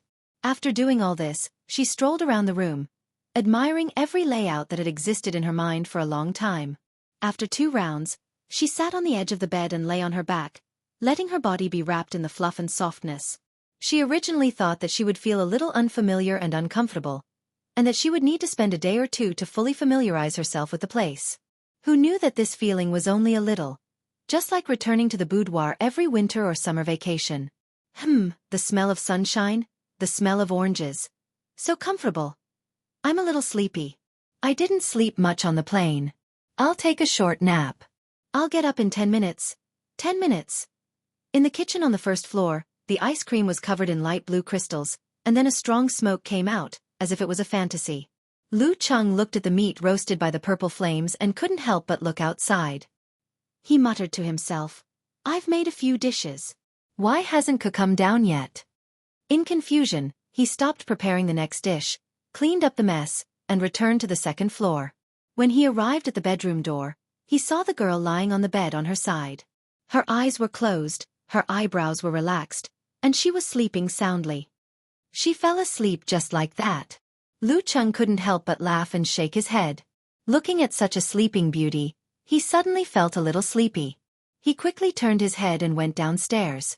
He put the cooked hot dishes into the steamer and adjusted the mode so that they were in a warm state. As for the ice cream, he finished it in one gulp to prevent the quality of the ice cream from deteriorating. Silently returning to the bedroom, Lu Cheng went to the other side and lay down beside Yen Zheka. Just as he came to a stop, the girl automatically turned around, wrapped her arms around him, and put her feet on him as if she was entangling him. Her breath was warm and sweet, and he smelled a fragrance. Lu Cheng's lips curved into a smile. His body and mind relaxed, and he quickly fell into a deep sleep. The next morning, after a late dinner, Lu Cheng and Yan Zheka took a commercial car and began their journey to the Longhu Club. According to the plan, they would live as usual for the next few days. They would train in the morning and wander around Huaqing in the afternoon, experiencing different delicacies and specialties. At night, they might go out and look at the river of cars, or stay at home and burn their passion. When the last 2 rounds of the top professional competition were over, and the girl returned from Xiaofan or Jiangnan, they would go on a road trip that they had prepared for a long time. What are you thinking about? In the exclusive lounge, Lu Qing noticed that the girl was a little lost in thought. Thinking about the dishes you made. Yan Zheka pursed her lips and smiled. You can be called the Ice and Fire Devil Chef now. After saying that, she pushed Lu Qing out and said with a half smile, half anger, Go train. You have to bring me around Huaqing in the afternoon. Okay. Lu Cheng smiled and walked out of the lounge in high spirits, heading for the training ground. Watching him leave, Yan Zheka experienced the energetic state of her husband. He's quite hard-working. Cheng has to train, and I have things to do. I have important things to do too, so I won't be idle. The girl turned to Amen beside her, smiled faintly, and said, Give me a copy of his, relevant financial statements.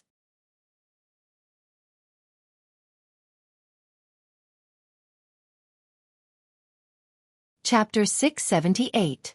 At noon, Lu Cheng left the volcano laboratory. Wiping his forehead and face with a white towel, he took the elevator back to his personal lounge. As a person who cared about his image, he wouldn't simply evaporate his sweat to avoid affecting the breathing of the living creatures nearby. Lu Cheng opened the door and stepped in. The words he was about to say were swallowed back in his throat by the quiet atmosphere. In the office-like room, golden sunlight shone in through the floor-to-ceiling windows, dyeing everything in brilliant colors. Even Yan Zheka's black hair was shrouded in halos, giving her the feeling of an oil painting. The girl rested her chin on one hand and clicked on the mouse with the other. She was focused on the computer screen. Beside her was a stack of printed papers. Sometimes she frowned, sometimes she picked up a fountain pen and gently bit the end of it, sometimes she tapped on the keyboard, and sometimes she wrote something on the paper. She was completely focused on nothing else. Even when she sensed her husband coming in, she only glanced at him with her beautiful eyes that were as black as ink. Lu Cheng couldn't help but laugh. He sat on the sofa and didn't say anything. He quietly watched his little fairy girl work, watching her unconsciously biting the pen. After a long time, Yan Zheka suddenly let out a cry of, "Ah!" and looked up at Lu Cheng. She asked in a daze, "What? What time is it?" "It's almost 1. Lu Cheng turned on the phone screen and glanced at the time. Yan Zheka pursed her lips and turned her head to the side. She suddenly realized something and felt a little embarrassed. "I was wondering why I always wanted to eat something. Haha, it's not too late now. It's not even noon yet." Lu Cheng stood up and walked towards his little fairy girl. "Yes, I want to eat crab roe dumplings, sugar cakes, shrimp dumplings, and..." Yan Zheka muttered to herself. She couldn't help but swallow her saliva. Then she put away the paper and pen. Waving her hand, she said, "We'll do the rest tomorrow." Lu Cheng held her hand and smiled in agreement. "I want to continue tomorrow too." In the afternoon, Lu Cheng and Yan Zheka walked out of the restaurant side by side.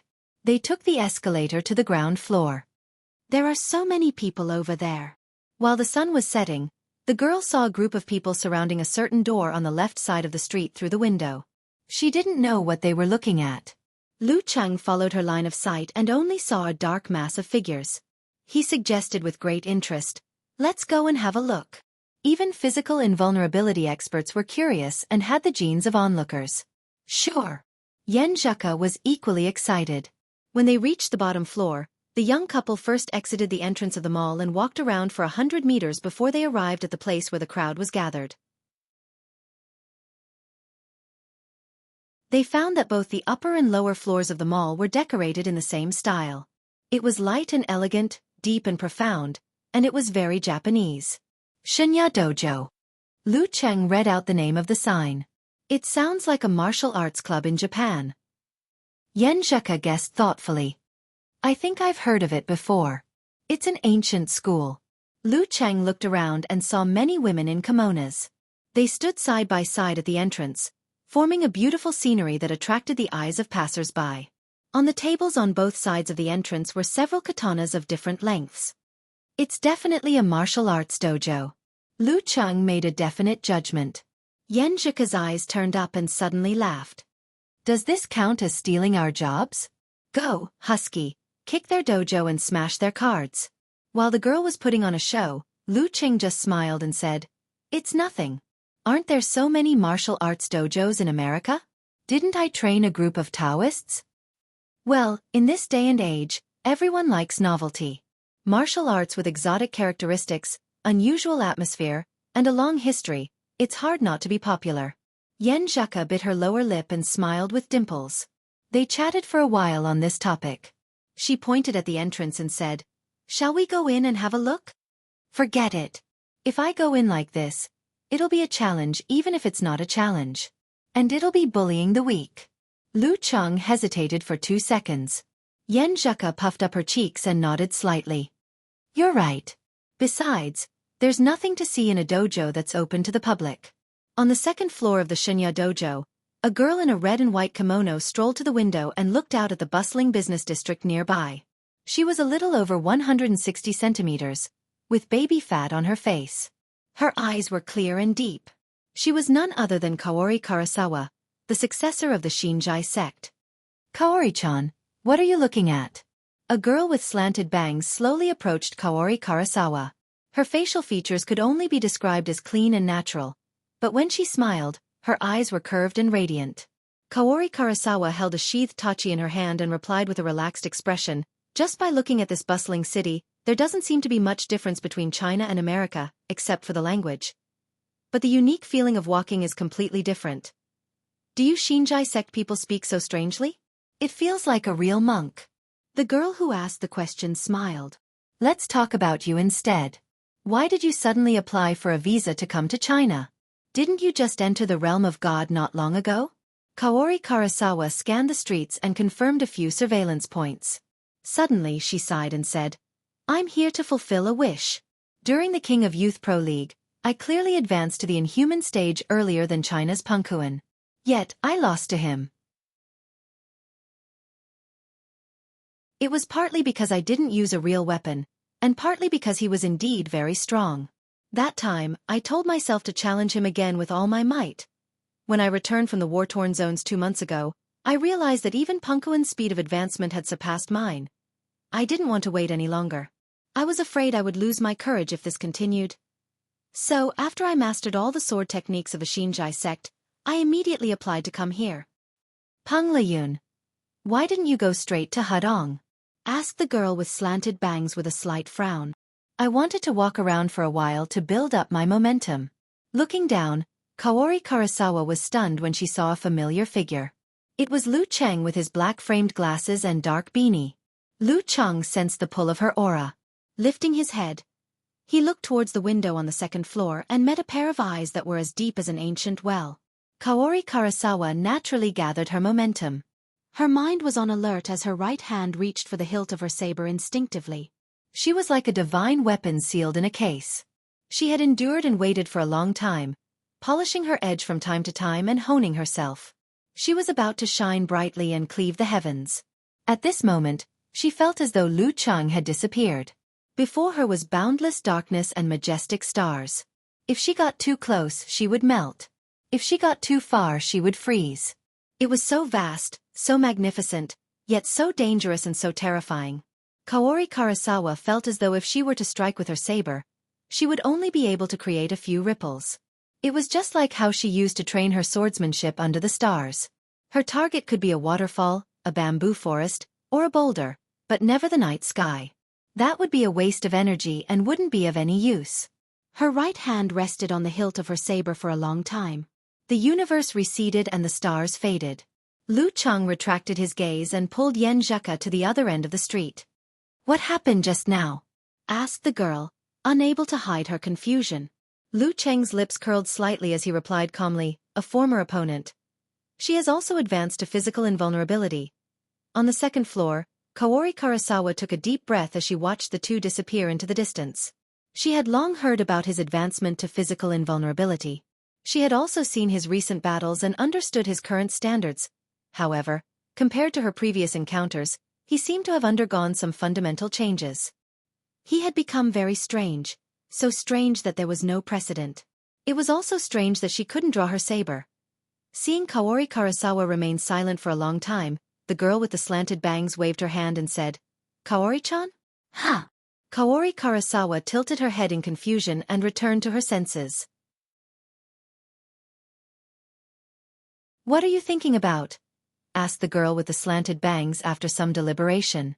Kaori Karasawa pondered for a good 10 seconds before replying, "There are too many physical invulnerability mighty ones in China." The girl with the slanted bangs waited for her to continue. Kaori Karasawa's face darkened slightly as she continued, "And we have too few." Without waiting for the girl with the slanted bangs to ask further, she continued, "That's why we can't organize such large-scale professional competitions and title matches. We can't be like their physical invulnerability mighty ones, who have to constantly improve their Dao and techniques." "That's true."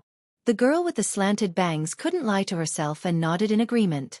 At this moment, Kaori Karasawa suddenly smiled sweetly and said in an ethereal tone, "Do you think I can stay in China and participate in such competitions? Not only do they have sex, but they also have the union and clubs. They should be able to invite foreigners, right?" You're tuning in to the Xiaofan's Wuxia Tales YouTube channel. Don't forget to subscribe and join us on this journey to catch the most captivating stories.